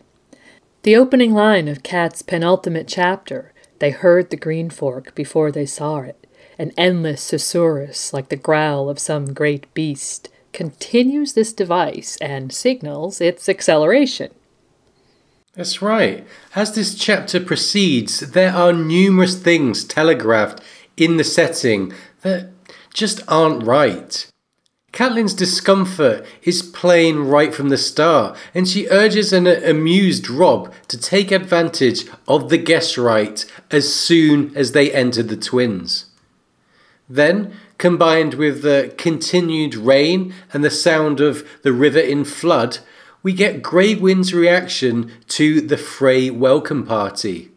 The wolf charged at Blackwalder, Sir Rymond and his 3 sons when they rode out to meet the royal party, causing Peter Frey to be knocked off his horse. Yeah, only Kat's intervention seemed to stop the wolf long enough for Robb to regain control. And the interesting thing is that as much as Kat is aware of the direwolf's protective nature, the misinformation she has about Bran and Rickon's deaths has caused her to discount it somewhat. And she doesn't really stop to wonder at this point. Instead, her focus remains on the angry and chilly reception they're receiving from the Freys. Right, it notes that no obeisance was made, meaning no recognition of Robb's kingly status. Instead, angry words about the wolf are paired with accusations of being late and demands as to the whereabouts of Queen Jane, called only the woman. And then we see one of the numerous little hints at Kat's fate that pop up on a reread, when it says, "Across the turbulent waters, Catelyn could see several thousand men encamped around the eastern castle, their banners hanging like so many drowned cats from the lances outside their tents." Okay, so a reference to drowned cats there, hinting at Kat's fate, and of course you can hear a more in-depth analysis of the foreshadowings dealing with Kat and Lady Stoneheart in our Catelyn episode. And then there was more trouble at the gatehouse. Grey Wind refused to pass under the portcullis until Robb convinced him, leading Kat to think he does not like this place. But on the other hand, once inside the Twins, Robb left Grey Wind in the care of Rhaenald Westerling so as to keep both the wolf and the possibly offensive Westerman out of Lord Walder's presence, a deft and diplomatic choice that may have had unintended consequences. Yeah, we'll discuss that in our next segment. Anyway, once inside the hall, Kat's unease continued to grow as the presence of the fool Jingle Bell Frey, always so carefully hidden before, made her wonder if he was being shown now as a mockery of Robb. Robb made his uncomfortable but courteous and sincere apology to Lord Walder's daughters, and then Edmure was presented to Roslin. Not for the last time, it's noted that she was crying, although she passed it off as tears of joy, and Catelyn seemed to accept this. When the conversation turned to the wedding feast, Lord Walder commented, "We'll have music, such sweet music, and wine, ha! The red will run, and we'll put some wrongs right." Right, so the red will run. That's one of the subtle hints that seems kind of obvious in retrospect. And aside from the general mood of unease that George has been building up, the hints to the climax basically fall into two categories. First are the outright foreshadowings, clues which a careful reader might pick up on to predict the outcome. There are several of these which we'll go through shortly, as well as a subcategory of foreshadowings concerning Catelyn and Lady Stoneheart, as we just mentioned, and we're not going to address there, but again, we'll point you to our Catelyn episode where we first discussed the Red Wedding in depth. Right, we did. And that cat episode is also where you'll find our most difficult and chilling reading to date of the final moments of the Red Wedding from Catelyn's point of view. And anyway, the second group are the hints and foreshadowings that seem obvious only in retrospect, of which there are many that we're also going to go through, although we can't promise a completely exhaustive look at those because Storm and even Clash, and to some extent Game of Thrones, are chock full of little details that fit into the puzzle upon a reread, but probably pass unnoticed on the first go. Anyway, getting back to the narrative, we soon see Cat requesting some food in an obvious bid to invoke the protection of guest right. Yeah, and in hindsight, Lord Walder's response has made some readers take note. Here's a part of the passage. Walder Frey's mouth moved in and out. Food, heh, a loaf of bread, a bite of cheese, mayhaps a sausage. Lord Walder took a cup of red himself and raised it high with a spotted hand. "My guests," he said, "my honoured guests, be welcome beneath my roof and at my table." Okay, so note the use of the word mayhaps there. And now let's go all the way back to Bran 1 in A Clash of Kings, when Lord Walder's grandsons first arrived at Winterfell. In the chapter, Bran described a game the two young Freys liked to play called Lord of the Crossing. Here's the description. The way their game was played, you laid the log across the water and one player stood in the middle with a stick. He was the Lord of the Crossing, and when one of the other players came up, he had to say, "I am the Lord of the Crossing, who goes there?" And the other player had to make up a speech about who they are and why they should be allowed to cross. The Lord could make them swear oaths and answer questions. They didn't have to tell the truth, but the oaths were binding unless they said mayhaps. So the trick was to say mayhaps so the Lord of the Crossing didn't notice. Then you could try and knock the Lord into the water and you got to be the Lord of the Crossing, but only if you said mayhaps. Otherwise you were out of the game. And we think that Lord Walder may have purposely used the word mayhaps in a little nod to this game played by the Children of the Crossing, where the use of that particular word made one's oaths not binding.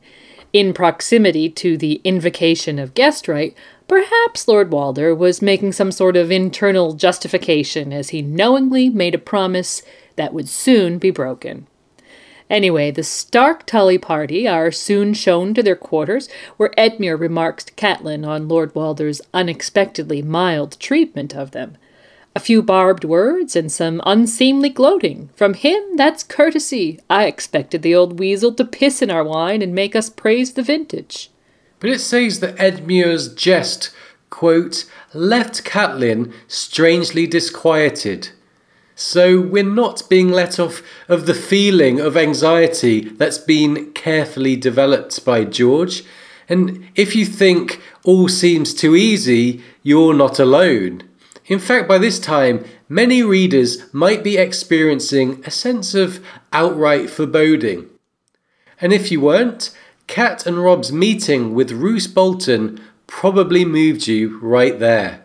As we mentioned earlier, Roose has been hedging his bets all along and even shown explicitly making decisions counter to Robb's interests. His manner always seemed to make those in his presence uncomfortable, and in this scene is no different, except that here it serves to pile onto an already anxious mood. And when they discuss Ramsay and Theon, Roose makes a very interesting comment that we think very nearly tips his hand. In hindsight, it certainly indicates the mindset of the man and the lengths to which he'll go to achieve his own ends. He begins by reminding Robb of Theon's position as Balon Greyjoy's only living son, now rightful king of the Iron Islands. He continues to basically outline something that we've pointed out before must have been part of his plan for Theon all along, but it's the final part that caught our interest here. A captive king has great value as a hostage. Whoever wins the Seastone chair will want Theon Greyjoy dead. Even in chains he has a better claim than any of his uncles. Hold him, I say, and demand concessions from the Ironborn as the price of his execution.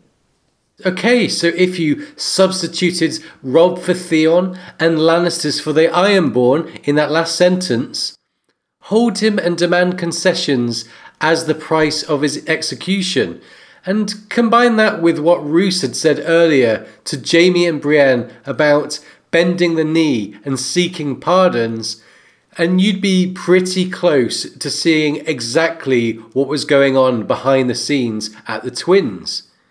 And in case you didn't quite see it, Roose doubled down later at the feast itself when it says Bolton had made a toast to Lord Walder's grandsons when the wedding feast began, pointedly mentioning that Walder and Walder were in the care of his bastard son.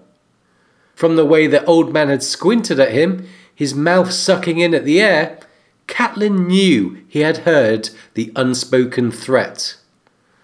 Okay, so we've had more than enough hints that Roose Bolton is up to something, and the careful reader could probably even figure out what that is at this point.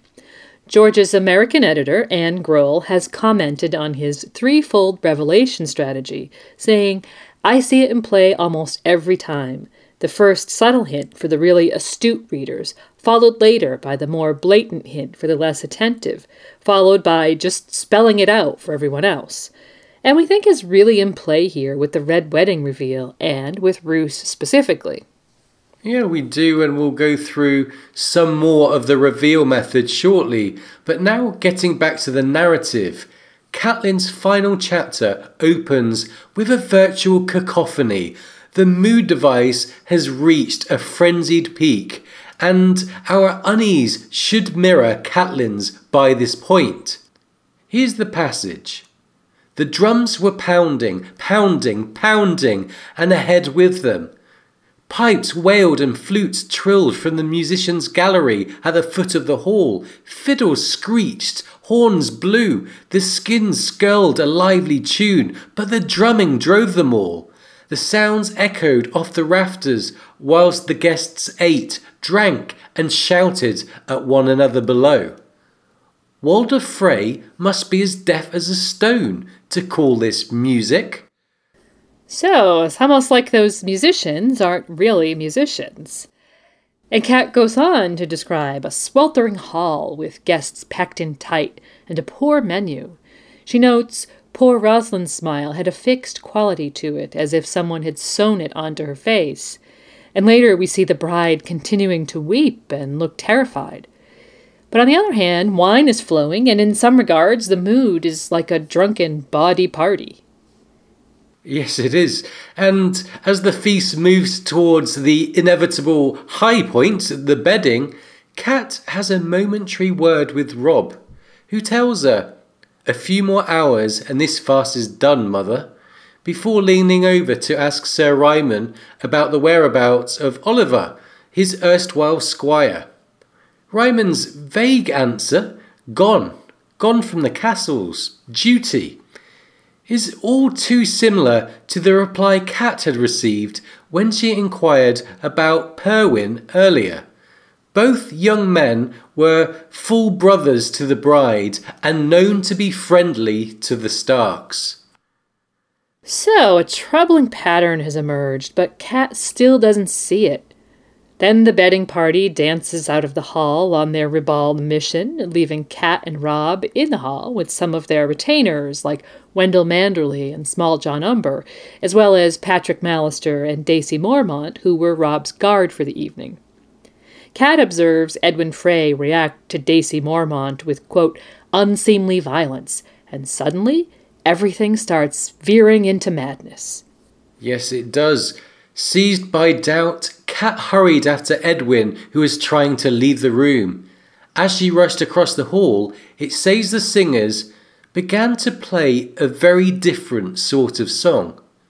No one sang the words, but Catelyn knew the Rains of Castamere when she heard it. And when she reached Edwin and touched his arm, it says she felt the iron rings beneath his silken sleeve.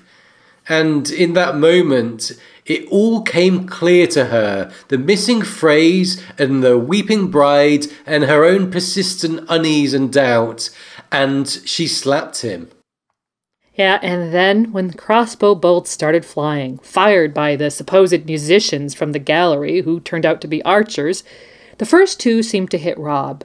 Kat herself was struck in the back as she rushed to his side, and she saw Wendell Manderley, Small John, Daisy, Lucas Blackwood, Donald Locke, Owen Norrie, Robin Flint, and one of the Vances all struck down, plus a half a dozen more. As Kat struggled to reach a dagger on the floor with the thought of killing old Lord Walder, Robb pulled himself to his feet. And Lord Walder greeted him with venomous mockery. Heh! The King in the North arises! Seems like we killed some of your men, your grace. Oh, but I'll make you an apology. That will mend them all again. Heh! And now we see just what value he had placed upon Robb's heartfelt apology. Absolutely none. Nothing Robb said or did could have changed the outcome here. It had been decided long before. But Kat, desperate to save her son, abandoned her plan to kill the old man and grabbed Jingle Bell, holding the knife to his throat. Pleading, she begged for Robb's release, offering herself and Edmure as hostages, ordering Robb to save himself if he can, proclaiming she'll kill Jingle Bell if they don't let Robb go. But Lord Walder wasn't about to trade his lackwit grandson for his carefully planned vengeance, and Roose Bolton had returned to keep things on track. Robb's last words were "Grey Wind," before Roose stepped up and plunged his sword through his heart, delivering that now famous line, Jaime Lannister sends his regards, which, coupled with the fact that the perpetrators chose the Landmark's trademark song as the soundtrack to the massacre, would one day spell trouble for Jaime at the hands of Lady Stoneheart. As grief unhinged her mind, Kat had her vengeance on the Freys. Robb had broken his word, but Catelyn kept hers. She tugged hard on Aegon's hair and sawed at his neck until the blood grated on bone. Blood ran hot over her fingers. His little bells were ringing, ringing, ringing, and the drum went boom, doom, boom. Yes, it's such a dark, horrifying moment there. And, you know, every time we talk about this, me and Lady Gwyn, we get emotional. It's just stays with you. It's so traumatic. And Catelyn's point of view ends with her own death so quickly after that of her son. And the rest we see from one very short Arya point of view. She had been approaching the castle with Sandor Clegane when the violence began. It says, somewhere far off she heard a wolf howling. It wasn't very loud compared to the camp noise and the music and the low ominous growl of the river running wild, but she heard it all the same. Or maybe it wasn't her ears that heard it. The sound shivered through Arya like a knife, sharp with rage and grief. And then we see the Freys massacre Robb's army and start to burn their camp. Yeah, all this is coming from Arya's point of view in the moment right when she thinks she's about to be reunited with her brother and her mother. And although she's confused and she holds out hope that they're still alive just inside the castle, Sandor shouts at her, "Dead! Do you think they'd slaughter his men and leave him alive?" And after Sandor knocks her senseless to keep her from running into the castle to find them, we don't see Arya again for some time. But her next point of view chapter opens with, "She could feel the hole inside her every morning when she woke. It wasn't hunger, though sometimes there was that too. It was a hollow place, an emptiness where her heart had been, where her brothers had lived, and her parents." Yeah, we know that she dreamed of her mother dead and can imagine that she might have had a similar revelation about Robb due to the connection she felt with Grey Wind, which to us seems like further evidence not only of the connection each Stark has to their own direwolf, but to the connection the wolves all seem to share with one another. Arya heard Grey Wind's rage and grief with some part of her mind that might not have been her ears, but rather that unknown place where the warging connection is sensed. And in the meantime, we've seen the rest of Robb's siblings learn or dream about his death as well. Sansa learns the truth from Tyrion, who is doing his best to be kind and gentle to her when the news arrives. He spares her the details, but gives her the facts of her brother's and her mother's deaths. It says, he had expected anguish and anger when he told her of her brother's death. But Sansa's face had remained so still that for a moment he had feared she had not understood. It was only later, with a heavy oaken door between them, that he heard her sobbing.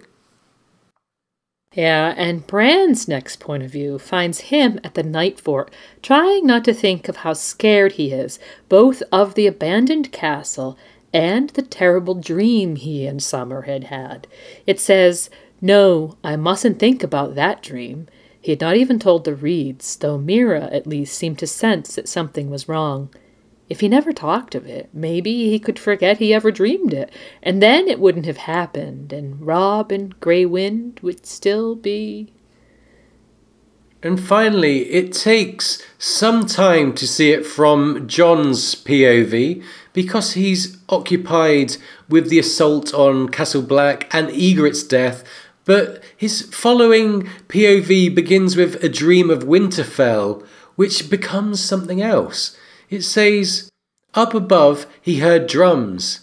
They are feasting in the great hall, but I am not welcome there. I am no Stark, and this is not my place."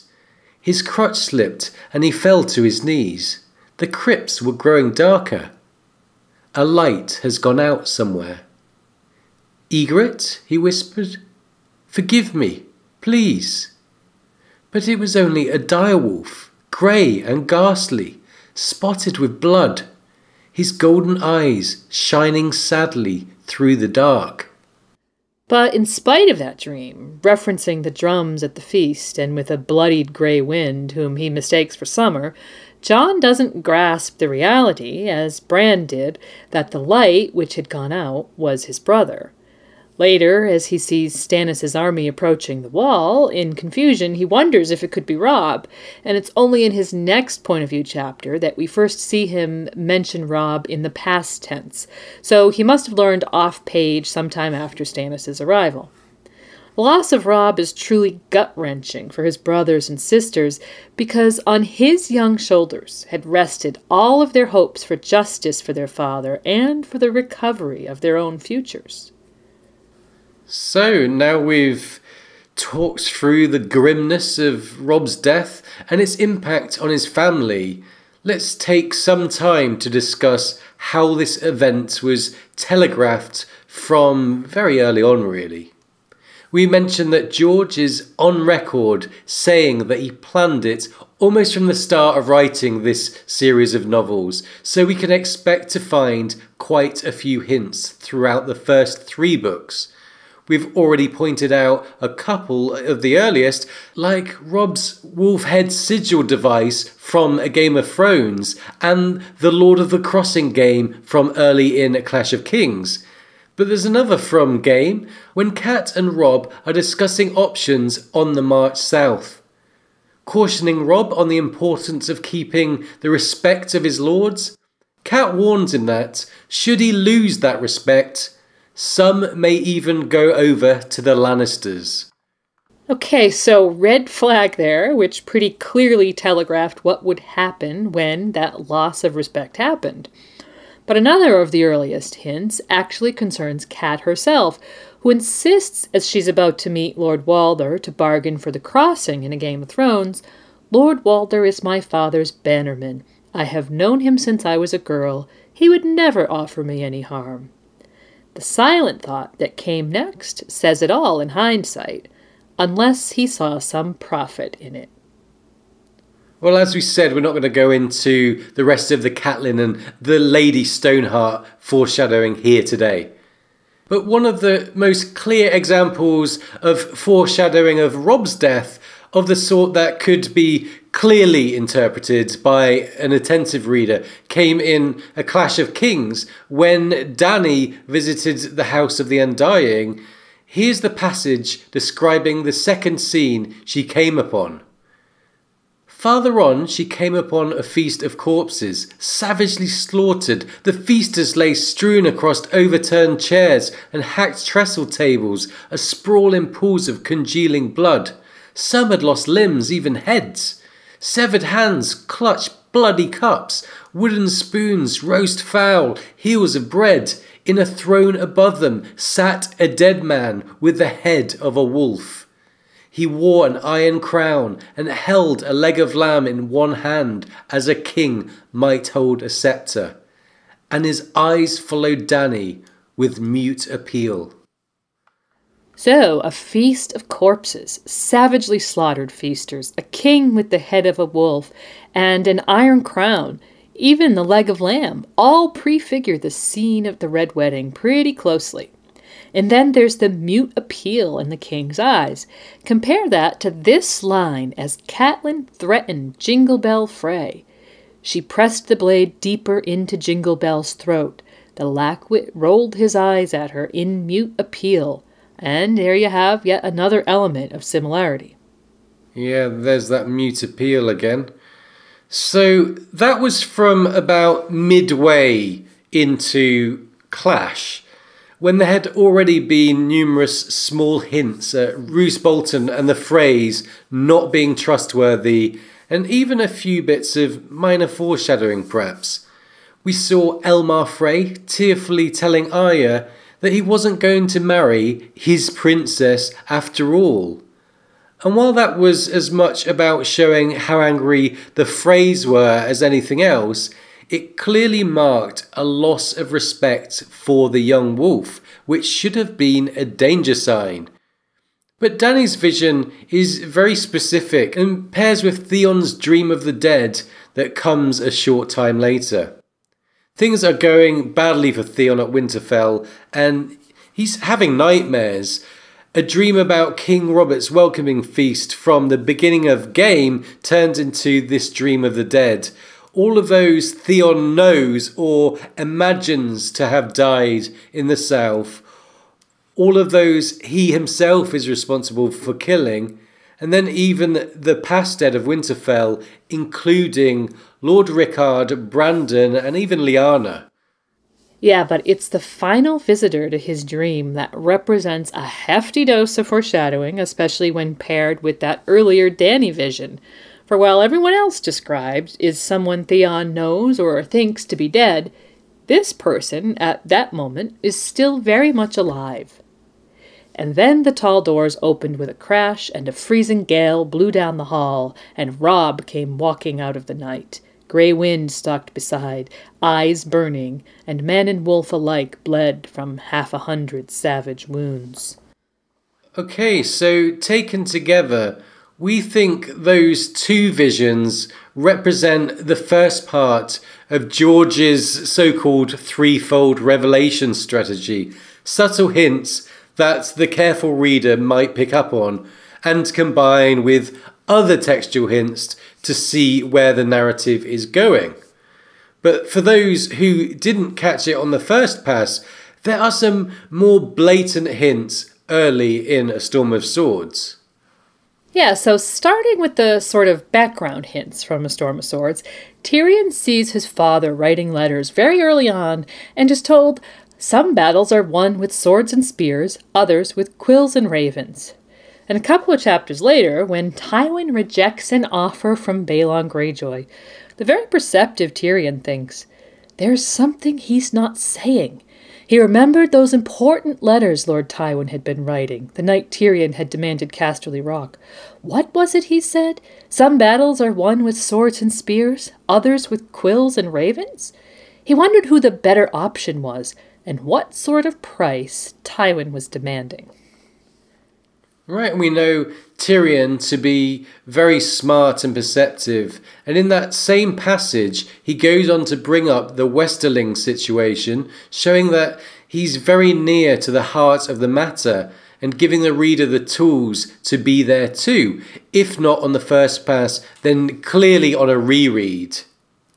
This Westerling betrayal did not seem to have engaged his father as much as Tyrion would have expected. Lord Tywin did not suffer disloyalty in his vassals. The crag is not so far from Tarbeck Hall and Castamere, Tyrion pointed out. You'd think the Westerlings might have ridden past and seen the lesson there. Mayhaps they have, Lord Tywin said. They are well aware of Castamere, I promise you. Okay, so some pretty strong hints from Tyrion's point of view that Tywin is up to something. And finally, we come to the trio of references that represent the really blatant second wave of hints from A Storm of Swords. First, we have a verse from the Rambling Fool Patchface that's a very clear reference to a wedding. Fool's blood, king's blood, blood on the maiden's thigh, but chains for the guests and chains for the bridegroom, I. So a clear reference to the deaths of Robb and Jingle Bell Frey and to Edmure Tully in chains. And then in another Davos chapter, Stannis burns 3 leeches full of the bastard Edric Storm's king's blood at the urging of Melisandre. He names them Joffrey, Balon Greyjoy and Robb Stark as he does so. Yeah, so it's getting closer now, and perhaps when Robb learned about Balon's death in that Catelyn chapter, we should have felt more of a shadow over the story and less of the character's elation. And then, when Arya and the Brotherhood Without Banners arrive at Highheart for the second time, the little dwarf woman is there, and she tells Beric, Thoros, and Lem about her dream. The Kraken King is dead, she says, and then this. I dreamt a wolf howling in the rain, but no one heard his grief. I dreamt such a clangor I thought my head might burst, drums and horns and pipes and screams, but the saddest sound was the little bells. So we often look at character arcs by sticking to the chapters that directly refer to whomever we're studying. But it's important to remember none of this happens in a vacuum, and there are other cryptic references placed across the narrative, and that chapter organisation really matters. All of the clues we've mentioned so far have been built upon each other, with this last one coming just before we see Cat and Robb set out from Riverrun for the wedding at the Twins. Which means that the howling wolf, the noisy music and the booming drums and even Jingle Bell's little bells were all prefigured right there for the attentive reader. Yeah, and from here on in, the hints are all relatively straightforward, as we've already mentioned, from the mood of the cat chapters to the reception they received at the twins. In Arya's point of view, Sandor Clegane speaks of the bloody wedding and Arya's bloody brother, and the terrible music is mentioned often enough that we know it has to be significant. By the time we have POVs at the twins, both Arya's and Kat's, we've had enough hints that all the details mentioned in those chapters amount only to the final stage of the reveal, wherein the author basically hits you over the head with the facts. Well, it's no surprise that so much care was taken with laying this groundwork for this event. George is on record about how long and difficult it was to write, but also that he considers it, quote, probably the most powerful scene in the books, and for what it's worth, we know that he finished A Storm of Swords and then came back to write The Red Wedding because it was so difficult to do. And as with so much of the rest of A Song of Ice and Fire, George borrowed liberally from real-life history when writing The Red Wedding. The infamous Black Dinner, where the advisors of the 10-year-old King of Scotland executed the 16-year-old Earl of Douglas and his brother at a feast meant to mark a peace between them, had a clear influence. Yes, it certainly did. And there's another event from Scottish history that served as some inspiration as well, the Glencoe Massacre, where dozens of members of Clan MacDonald died at the hands of men who had been received as guests in their homes. The politics behind both of these examples is, of course, long and complex, but given that both involved a violation of hospitality laws, which were a real and very serious part of medieval culture, the similarities are clear. Okay, so we can conclude that the Red Wedding was one masterful, if nasty, bit of writing that was clearly prefigured with hints and foreshadowings that became increasingly less subtle as the denouement approached. George drew on his own penchant for using a multi-level reveal, for standing tropes on their head, and for drawing inspiration from real life to present us with a gut punch the likes of which most of us have never read before. In fact, not a few readers actually put the series down following the Red Wedding, and George is fairly philosophical about that, recognising that not everyone reads fantasy series to experience his brand of hyperrealism. And we're going to wrap up our analysis of Robb Stark over the next two segments, where we'll do a bit of theorizing about what happened at the twins and what comes next, address Robb's legacy, and engage in some might-have-been scenarios. But first, here's an audio collage of last words and memories from the Red Wedding and beyond.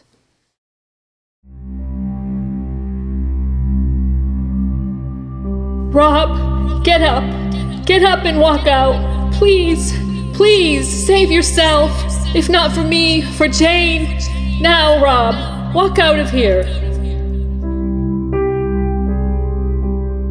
And then the tall doors opened with a crash, and a freezing gale blew down the hall, and Robb came walking out of the night. Grey Wind stalked beside, eyes burning, and man and wolf alike bled from 100 savage wounds. Up above, he heard drums. A light has gone out somewhere, but it was only a direwolf, grey and ghastly, spotted with blood, his golden eyes shining sadly through the dark.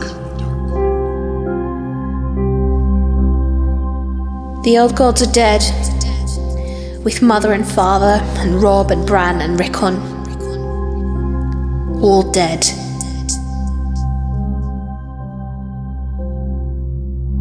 Robb had died at a wedding feast. It was Robb she wept for.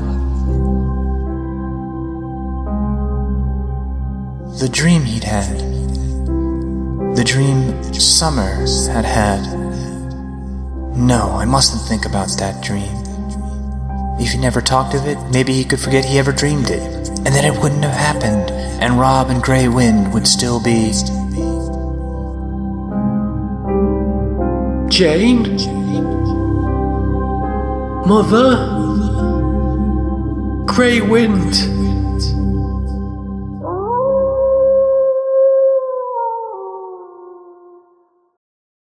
So, that was a tapestry of final words, thoughts, and memories of Robb from his family. And thanks to Aziz and Ashea from History of Westeros, Jeff and Jim from Wars and Politics of Ice and Fire, and Mick Al from Vassals of Kingsgrave for helping us out with the voices. Those are all A Song of Ice and Fire content providers that we've worked with, and we highly recommend.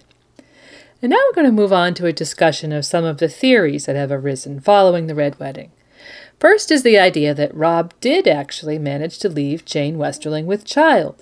Recall that Jane was left behind at Riverrun, along with her mother and her younger sister and brother.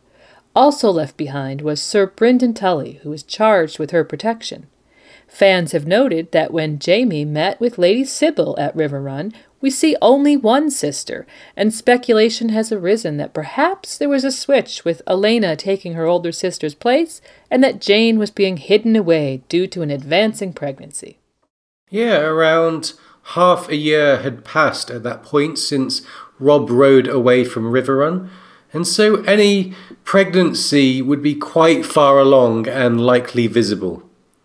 So theories on this switch range from Lady Sybil betraying the Lannisters or hiding her daughter to save the unborn child, or the Blackfish spiriting her away to protect her, as he was obviously charged to do.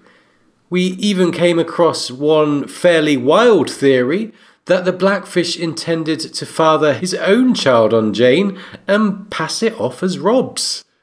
Well, that is a bit out there, isn't it? Considering Brynden Tully would be old enough to be the girl's grandfather. But it's all right for Walder Frey, so... right? Ooh, right. I don't think so. Okay, anyway, to counter the theories, we'd point to evidence that Sybil Westerling was giving her daughter a potion to prevent rather than aid pregnancy. The fact her entire mien is in keeping with her having made a deal with Tywin, and that the girl Jaime sees is described as 15 to 16, while Elena Westerling couldn't be much more than 12, and the girl Jaime sees matches the description of Jane exactly. Except for her famous hips, which were described as, quote, good hips, for childbearing by Cat and, quote, narrow by Jaime. But apparently the description in A Feast for Crows was actually in error, as the hip reference has been removed from the new editions, which suggests to us that the author or editors wanted to remove the doubt that had arisen as a result of this glaring contradiction. In addition, Lady Sybil does mention her younger daughter when asking Jaime about the expected reward of marriages for all of her children, which hardly seems like something she'd do if she was trying to hide the fact that she was short one daughter. And while you could make an argument that Brynden Tully's stubborn resolve in flying the direwolf of Stark above the castle during the siege was a result of his secret knowledge of Jane's pregnancy, one could also argue that, because of Robb's obvious forethought into the matter, the Blackfish had some secret knowledge of Robb's intentions with regards to Jon Snow, and that explained flying the Stark banner. And regardless, we do think that the Blackfish will attempt to protect Jane by facilitating her escape as she's moved west with her family in Edmure in the Winds of Winter. And some of you may know that George has confirmed that we're definitely going to see Jane Westerling in the prologue of The Winds of Winter. So the chances of an attempted escape happening seem pretty high to us. And we've suggested that we may get to see the action through the eyes of Fawley Prester, who is the commander of the detachment escorting Jane and Edmure west. So time will tell about that. But overall, we'd rate theories about a Jane Westerling pregnancy as not very likely, especially given the apparent retconning by omission of the hips description. although we'd acknowledge that there are just enough kind of hints to make it a valid question. But we'd also add that that's probably the point, as even Jaime was aware that with a wolf in her belly, she could have proved more dangerous than the blackfish. And it's entirely in character for the author to sow ambiguity around something like this. Yeah, George seems to like to leave questions like this open, as it adds to the mystery and suspense of the story. And speaking of theories, Pregnant Jane isn't the only theory concerning Robb's death. There's one that we've actually mentioned in our Qyburn episode concerning Robb's head. Now, that's extremely crackpot, but we thought we'd mention it again in case you missed it. Yeah, you may recall that in Bran's coma dream in A Game of Thrones, he dreamed of a figure who many believe, including us, to be Gregor Clegane. Here's the line: "Over them both loomed a giant in armour made of stone, but when he opened his visor, there was nothing inside but darkness and thick black blood." Yeah, the giant and stone armor both point towards the mountain there. Given that Cersei allegedly sent the mountain's head to Dorne, a raft of crackpots have arisen as to whether she sent a decoy or the real thing, and if the latter, whose head lies behind the visor of Sir Robert Strong? And while there are numerous possibilities, the most likely of which is that the head that went to Dorne belonged to someone other than Sir Gregor, the horrific idea that Sir Robert has Robb Stark's head is not without support in the text, believe it or not. Right, we looked at it and found to our surprise this passage from A Game of Thrones as Robb prepared for the Battle of Whispering Wood. "It was dark among the trees, where the moon did not reach. When Robb turned his head to look at her, she could see only black inside his visor." And of course, this does match up pretty well with Bran's dream of darkness behind the visor of the giant. Okay, but how would Robb's head have gotten to King's Landing? Well, in the aftermath of the Red Wedding, Joffrey demanded it in council. "I want Robb Stark's head, too. Write to Lord Frey and tell him. The king commands. I'm going to have it served to Sansa at my wedding feast. I want his stupid head. I'm going to make Sansa kiss it." Well, to be fair, it didn't really seem like anyone was paying any heed to Joffrey at that moment, as Tywin is also present and seemed to have things well in hand. But we guess it's just possible that someone listened and the head was sent on to the Red Keep, arriving only after Joffrey's own death and then falling into the hands of Qyburn. And as we said in the Qyburn episode, the big plus for this idea is that it would be gruesome and absolutely shocking for the reader, and brings into question the theme of identity that George likes to toy with. The downside is the timeline, which makes it a bit problematic. Well, we urge you to make your own minds up and revisit our Qyburn episode for the full lowdown of all the various candidates. But we think you can probably rest easy. Despite some interesting angles here, the Robb's head idea ranks as an outsider in our opinion. Yeah, we're certainly not going to discount it completely, but like Lady Gwyn says, we would consider it an outside candidate. Anyway, now for another look into the crackpot realm. Lady Gwyn has a theory about the Red Wedding that might have a pretty low likelihood of coming true, but in spite of itself, it actually has some interesting implications both from a meta perspective and in story. We also think that it's a fun crackpot and it has gained some following, so we thought we'd share it with you here on Radio Westeros. Yeah, now this began a few years ago as an exercise to see if I could take some textual hints and, quote, prove that Grey Wind could have survived the Red Wedding. I thought there were some pretty neat hints about it, from the other direwolves' perception of the situation that we see via wolf dreams, to the actual logistics of the Freys sewing a direwolf's head onto a young man's body. And sure enough, I was able to weave a compelling enough argument which, combined with the idea that Robb may have warged into Grey Wind right before his own death, since his last words were Grey Wind, managed to almost be an argument that somehow Robb had survived, which you have to admit is pretty appealing. Yes, it is. To our scarred psyches, nothing would be better than Robb somehow surviving the Red Wedding. And the idea that Robb walked into Grey Wind as he died is hardly a new one in the fandom, with some fans even pointing out that if that's the case, there's then a high likelihood that Robb actually died twice, once in his own body and again in Grey Winds as he began his second life. That this warging happened seems very possible given Robb's final words to his mother, and we have a strong hint that Grey Wind experienced Robb's death from Arya's point of view and the Ghost of High Heart's dream, both of which note a wolf howling with grief. Yes, all true, and as we noted earlier, Arya seemed to realize that her sensing Grey Wind wasn't true hearing, but something other. So there's that warg connection at work, not just between the wolf and their human, but somehow between the wolves themselves, with Arya sensing Grey Wind most likely via Nymeria. But regarding Grey Wind, what was interesting to me, from a metatextual point of view, was the sheer volume of hints that something strange was going on here.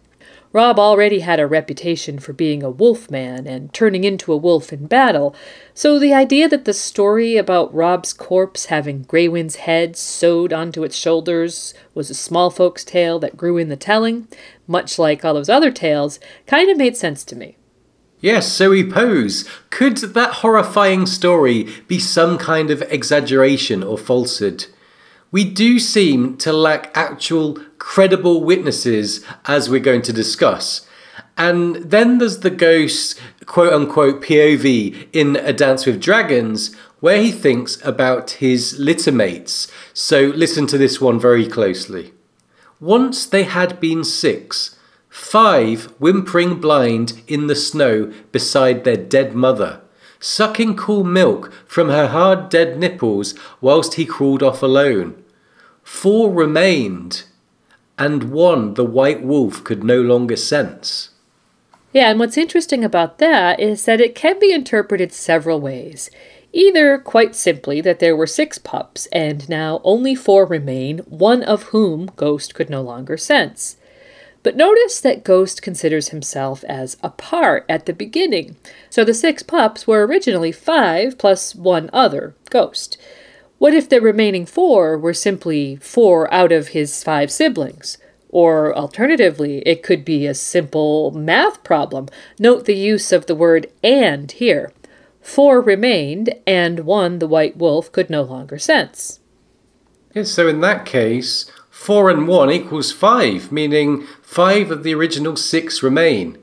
So it's kind of a mind-boggling problem of grammar and interpretation here. And if your head's spinning, I don't blame you. I really think it's best to consider this by reading the actual passage itself in A Dance with Dragons. But it does seem kind of ambiguous, and 2 of the possible interpretations leave it open for 5 wolves to still be alive. But what about the connection between Robb's corpse and a wolf's head? Remember in Dany's House of the Undying vision, she sees a feast of corpses. In a throne above them sat a dead man with the head of a wolf. He wore an iron crown and held a leg of lamb in one hand, as a king might hold a sceptre, and his eyes followed Dany in mute appeal. Yeah, and we've mentioned this one already as a foreshadowing, and the dead wolf-headed king at the feast would seem to indicate Robb Stark. But the wolf head does not have to be interpreted literally, since the direwolf is the sigil of House Stark, and a wolf head specifically was the device used by Robb on his own shield, as we noted. Dreams and visions are often figurative, and there are many instances of sigils representing characters. And then after the Red Wedding, we get the tales that Grey Wind's head was sewn onto Robb's shoulders after his death. And I wondered about the actual logistics of sewing a direwolf head onto the body of a 16-year-old. Yeah, direwolves can be as big as ponies, and Bran recalls Maester Luwin teaching him the difference between a wolf and a direwolf in a Game of Thrones. A direwolf had a bigger head and longer legs in proportion to its body, and its snout and jaw were markedly leaner and more pronounced. So when you think about it in those terms, sewing a direwolf head to a human body sounds almost like a story cooked up by someone who's never seen a direwolf. It's even possible that one of Nymeria's famed Riverlands wolf pack, whom we know to be in the area, was captured and killed, and its head used to desecrate Robb's body. Like we said, there's not really a reliable eyewitness account of the tale. The closest we get is Merritt Frey telling the Brotherhood Without Banners that his father was responsible for it. But he also tells them that his job at the Red Wedding was to get the Great John drunk enough so that he could be subdued. And in Kat's own point of view, we saw him matching the Great John cup for cup. Since Umber was roaring drunk, it's very possible that Merritt wasn't sober enough himself to be a credible eyewitness. So when we're told Grey Wind's head was sewn to Robb's corpse, perhaps we're not wrong to question it. Well, even if the Freys did desecrate Robb's corpse, we have no actual eyewitness to a dead Grey Wind. Kat hears him howling in her final POV, and Arya hears him as she arrives at the twins. After that, we have nothing but hearsay and rumour. The closest we get is again from Merritt Frey. Stark's direwolf killed 4 of our wolfhounds and tore the kennel master's arm off his shoulder, even after we'd filled him full of quarrels. So it does stop short of a confirmation of death there. If anything, it does show that Grey Wind was alive after the Freys had tried to put him down. He's full of quarrels, but then again, he's still ripping off someone's arm. And this is the last we hear of Grey Wind. So while it seems like a long shot crackpot, there's the case. And so over to you listeners to decide. We think it's a fun one to consider. And what's wrong with some wishful thinking now and again? Did this convince any of you out there? Or has Lady Gwyn simply shown that you can make a decent case for just about anything in A Song of Ice and Fire? And if you liked it, you can find a fuller theory on Lady Gwyn's blog if you're interested. Okay, so moving on, probably the most interesting thing for me to come out of that exercise is the idea that someone else escaped the Red Wedding, someone of less importance to the plot, but who could still have an impact. Not Robb, not even necessarily Grey Wind, although there's nothing I'd like more than the direwolf without a Stark at some point in the future being united with Sansa, the Stark without a direwolf. But I'm wondering if someone who was close to both Robb and Grey Wind, and has been reported dead, but with very little proof or certainty, may still be alive.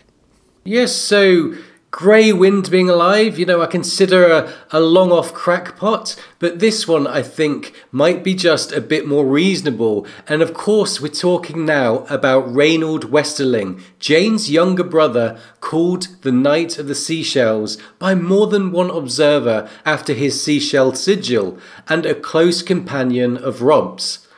Recall that Robb had wisely left Sir Reynold in charge of Grey Wind in the kennels to avoid bringing both Man, who would be a reminder of Robb's betrayal, and Beast, who was behaving in such a strange and disturbed manner, into Lord Walder's Hall.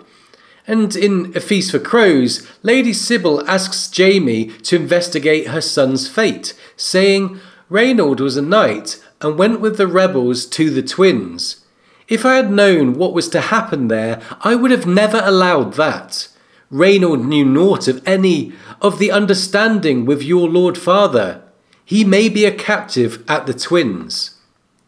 And then shortly after we get this exchange between Jaime, Edwin Frey, and Walder Rivers. "Tell me, is Sir Reynold Westerling amongst these captives?" "The Knight of the Seashells," Edwin sneered. "You'll find that one feeding the fish at the bottom of the Green Fork." "He was in the yard when our men came to put the direwolf down," said Walder Rivers. Wayland demanded his sword, and he gave it over meek enough, but when the crossbowmen began feathering the wolf, he seized Wayland's axe and cut the monster loose of the net they'd thrown over him. Wayland says he took a quarrel in his shoulder and another in the gut, but still managed to reach the wall walk and throw himself into the river. He left a trail of blood on the steps, said Edwin. Did you find his corpse afterward? Asked Jamie. We found 1,000 corpses afterward. Once they spend a few days in the river, they all look much the same. Well, curiously, this exchange kind of fails to convince the reader fully that Reynold Westerling is dead. In particular, it should be noted that the Freys are well aware of Westerling's sigil calling him the Knight of Seashells. This indicates that he was wearing his surcoat when he went into the river. Had they fished him out, even days later after bloat and rot set in, surely he would have been recognisable by that sign alone. Yeah, so it seems like we're left without a body for Sir Reynold, and we all know what that means. A living Reynold Westerling would not only fill out the group of signers of Robb's will, the rest of whom also curiously survived the violence, but he could fill any number of roles in a Riverlands resistance, or revenge, or even the ultimate rescue of his sister. There's even been a little hint from George about Westerling's secrets, and maybe an indication that there is a role for a good Westerling in the upcoming plot. He said, "Well, we shall see. But I think it's a mistake to generalize about the Westerlings, just as it would be to generalize about the Lannisters. Members of the same family have very different characters, desires, and ways of looking at the world, and there are secrets within families as well." So that's the theory, that Reynold Westerling could be alive, and I think that, it's reasonably plausible, okay? So now, the final thing we wanted to discuss in this segment is something that comes up frequently in discussions about the Winds of Winter in general and the GNC specifically, and that is Lady Stoneheart's drive for revenge on House Frey. We've discussed this a couple of times ourselves, and we think there's evidence that Lady Stoneheart is planning revenge on a level above that of an unthinking zombie who's just driven by a single objective. Yeah, and there's the fact that the Brotherhood Without Banners under her leadership seems to be actively searching for Arya, and they're caring for the orphans they find in the process at the inn at the crossroads. She also seems to be coordinating spies and a flow of information. And then there's Robb's crown. Of course, it was with Robb at the Twins, and it wasn't seen again until a Jaime chapter in A Feast for Crows. Here's the passage. Sir Ryman came stomping up to the gallows steps, in company with a straw-haired slattern as drunk as he was. Her gown laced up the front, but someone had undone the laces to the navel, so her breasts were spilling out. On her head a circlet of hammered bronze sat askew, graven with runes and ringed with small black swords. So Ryman Frey, Lord Walder's heir, apparently had Robb's crown with him as he laid siege to Riverrun and allowed this self-proclaimed Queen of Whores to walk around in it. Disgusted with Ryman's conduct of the siege, Jaime dismisses him from Riverrun, telling him, "See that you are not in camp when the sun comes up. You may take that Queen of Whores, but not that crown of hers." And obviously, Jaime recognized the crown for what it was and wanted to take possession of it. But then, shortly afterwards, in a Brienne chapter, she meets the female leader of the Brotherhood Without Banners, who significantly had just returned from Fairmarket. The reader hasn't seen Lady Stoneheart since the epilogue of A Storm of Swords, and here's the description of her when Brienne meets her. Behind the table sat a woman all in grey, cloaked and hooded. In her hands was a crown, a bronze circlet ringed by iron swords. She was studying it, her fingers stroking the blades as if to test their sharpness. Her eyes glimmered under her hood. So the crown had somehow ended up with Lady Stoneheart, and just 2 chapters later, Jaime hears that Ryman and his entire party had been ambushed and hanged outside of Fairmarket en route back to the Twins. And that's the last we see of Robb's crown, so we can assume it's still in the possession of Lady Stoneheart. What her intentions for it might be are up for speculation, and guesses range from it somehow getting to Jon, or even Sansa, or playing a role in the quote-unquote Red Wedding 2.0. And as for that, it's pretty clear the Freys have been targeted by the Brotherhood Without Banners, and we can expect they'll continue to be. When Barrett Frey was hanged by the Stoneheart Band, he pointed the finger at the architects of the betrayal. The Red Wedding was my father's work, and Rymon's and Lord Bolton's. Lothar rigged the tents to collapse and put the crossbowmen in the gallery with the musicians. Bastard Walter led the attack on the camps. They're the ones you want, not me. I only drank some wine. Yeah, and now Ryman is dead too. So how long until Lame Lothar, Bastard Walder, and Old Lord Walder himself are targeted?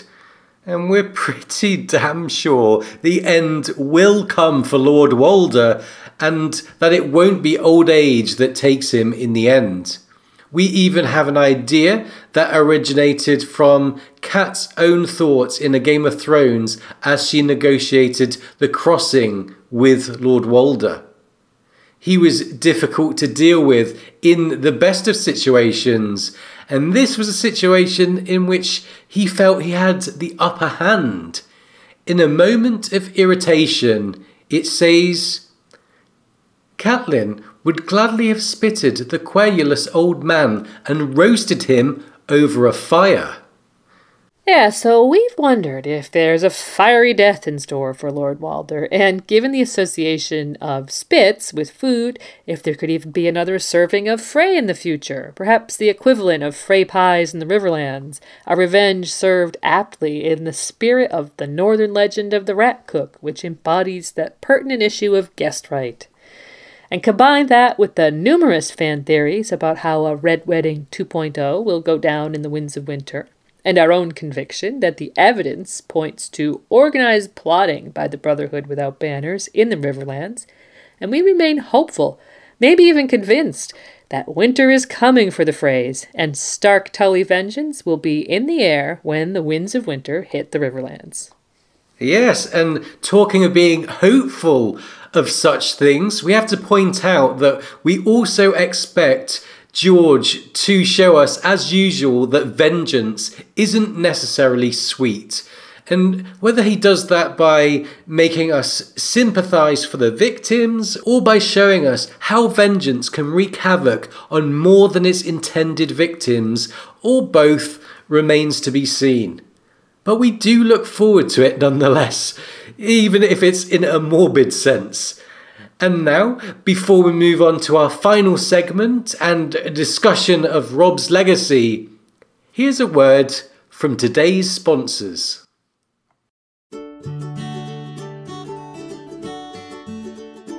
Listeners of Radio Westeros, are you having a get-together, a feast, or a full-blown wedding? Then look no further than Frey and Frey Wedding and Party Planners. We can help you throw a party like you've never seen before. Your guests' heads will be spinning, we can assure you of that. We will take care of the food, everything from the bread and salt to the flowing red. Leave your pets outside, howling with excitement as our finest musicians play renditions of all the appropriate songs. We have 5-star reviews on Yelp, and we can also entertain children by playing a game of Lord of the Crossing.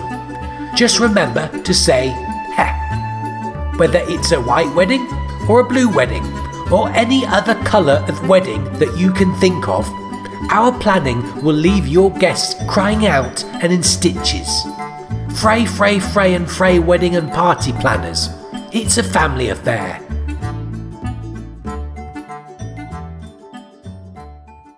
So, today's sponsors, Frey and Frey Wedding and Party Planners.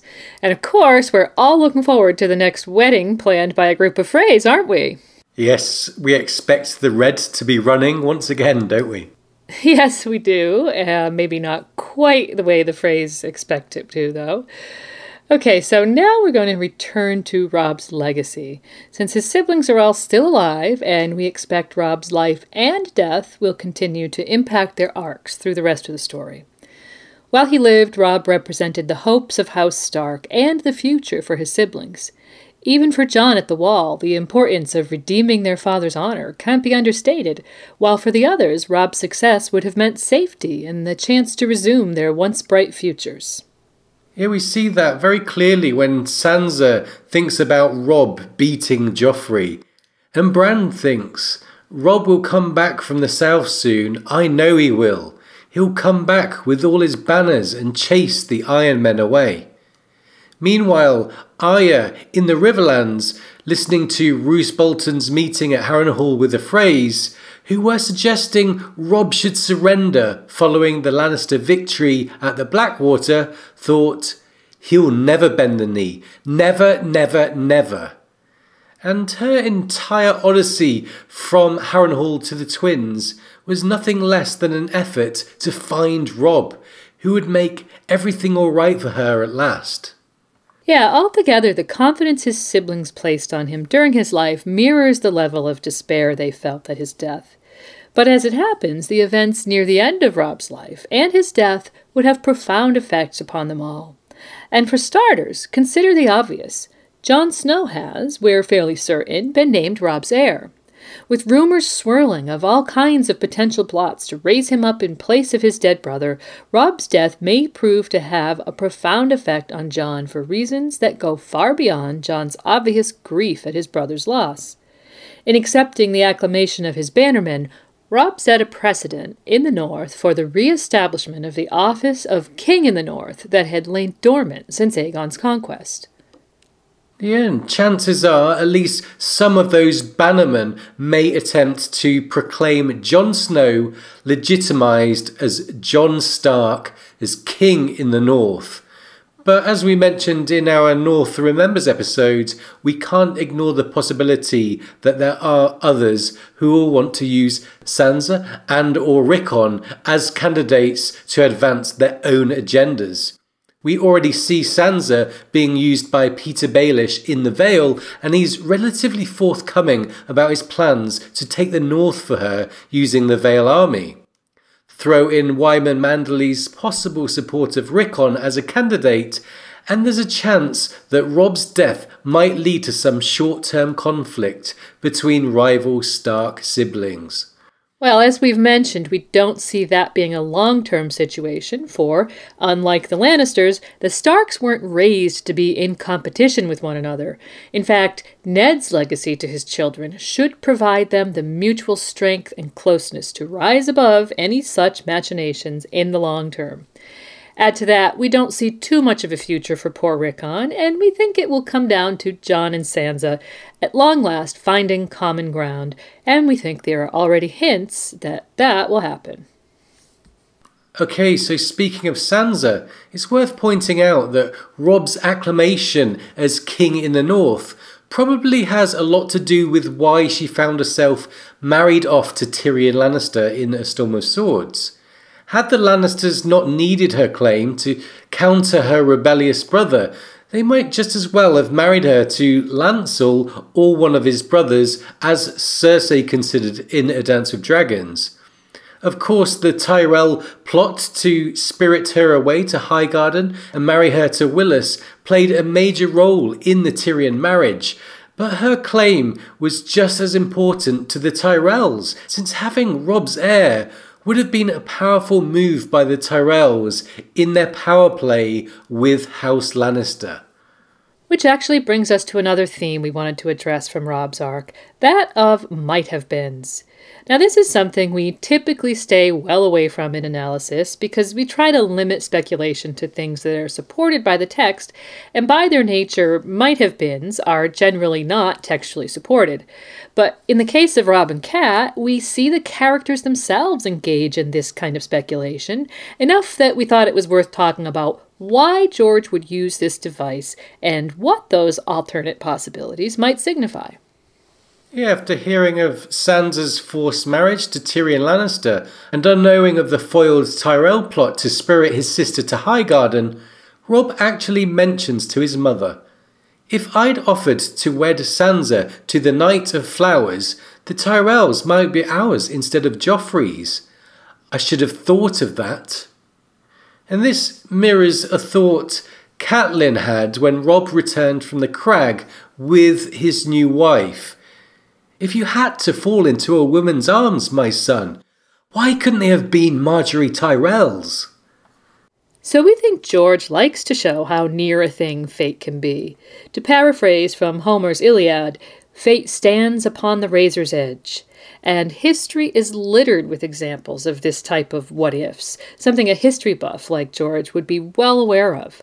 We as readers can become quite fond of these scenarios too, in fact, since it's easy to project possible outcomes when you have a near omniscient view of the board. But coming from the characters themselves, and in close proximity to our knowledge that a similar possibility had just been ripped from Sansa, we can see it as a device that works in tandem with George's penchant for allowing characters to almost make it to the finish line, like Robb almost getting back to the north, and Oberyn Martell almost defeating Gregor Clegane, Arya and Brienne just missing each other in Maidenpool, and even Ned Stark almost heading to the Wall and a reunion with Jon Snow. Yeah, George does love to toy with us like that. But as we said, it's a way of showing how simple things can change the course of history. And not just because he's evil. We even saw something similar when Kat went on her mission to Renly. What if Renly had accepted Robb's embassy, and what if Stannis and Renly had taken heed of her when she urged them to work together? As it happens, both Stannis and Renly threatened Robb to some degree and refused to listen to Kat's sensible advice. But we saw a tantalising glimpse of what could have happened if that situation had worked out differently and the laws of the realm had united against the Lannisters.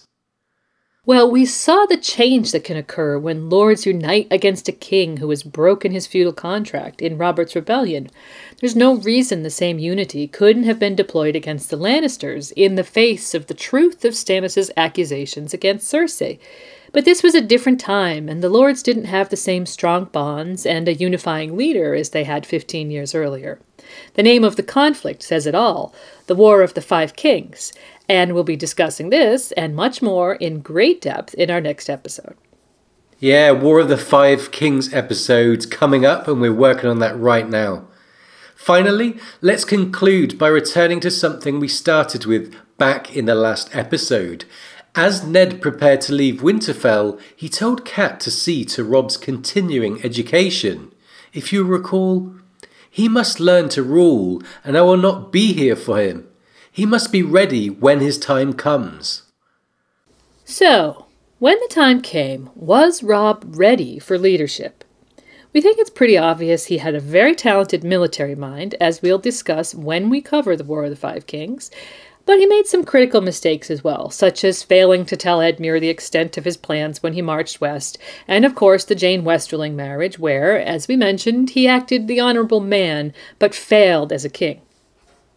So we're going to leave the final evaluation of Robb's military leadership, which includes the question of the decision to leave Edmure in the dark, until our next episode. But we think we can conclude that overall Robb Stark acted in a way that befit the son of Eddard Stark, with honour and very little of the arrogance or hubris of youth that can be attributed to other young leaders in the series, like say Joffrey, Renly or Theon as examples. He made missteps out of a lack of experience, but as a leader, we think he would have probably made his father more than proud. At the center of Robb's character arc is the boy versus man conflict that we hope we've outlined over the course of these 2 episodes. In the last episode, we started with Robb's practice yard conflict with Joffrey and traced his development into a leader of men. And we mentioned the parallels between Robb, the young wolf, and Daeron the First Targaryen, the young dragon. Daeron's ultimate defeat seems to have been blamed upon his youth, such as when Benjen Stark told Jon Snow, Your boy king lost 10,000 men taking Dorne and another 50 trying to hold it.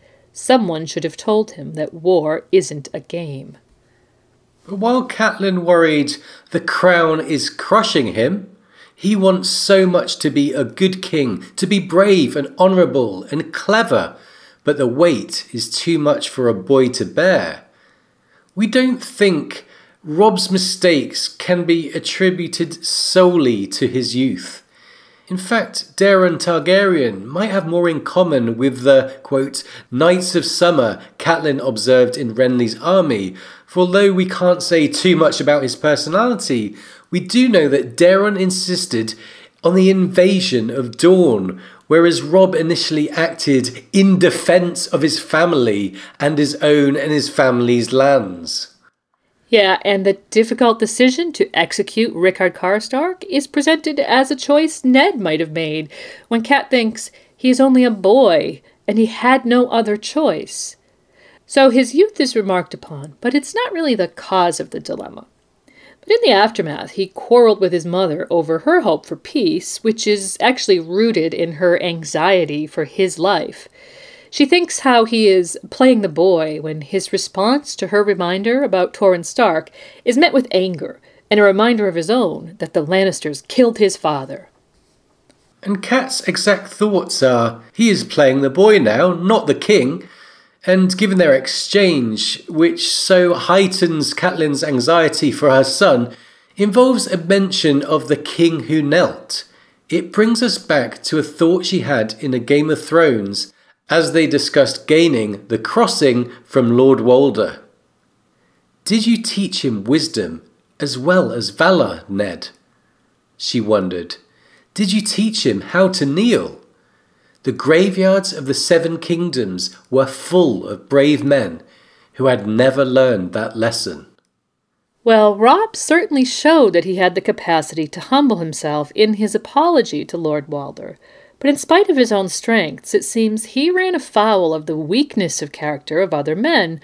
Men like Walder Frey, whose pride matched his desire to be on the winning side, and Roose Bolton, who saw an opportunity to not only be on the winning side, but also to perhaps gain the upper hand in the age-old rivalry between the Starks and Boltons. Wisdom is something that can be passed on from father to son, but often it must be honed through experience. Robb Stark showed plenty of capacity for being a wise king and leader, but perhaps in the end he lacks the experience to judge his bannermen. In A Game of Thrones, his mother thought she knew what sorts of men they were, each one. She wondered if Robb did. As Cat's anxieties for her son so often served to telegraph what was in store for him, we think this is an apt question to end with. And that about wraps things up for this episode. This has been our longest analysis of a character to date, even longer than Littlefinger, which was also split into 2 episodes. And interestingly, both Robb and Peter Baelish are non-point-of-view characters whose stories sprawl across many of the point-of-view chapters, so clearly that leads to some great opportunities for analysis. And we're not even done with Robb yet. We'll be back soon with an episode all about the War of the Five Kings, where we'll address a lot of the military strategy and details of the actual battles that you may have missed here.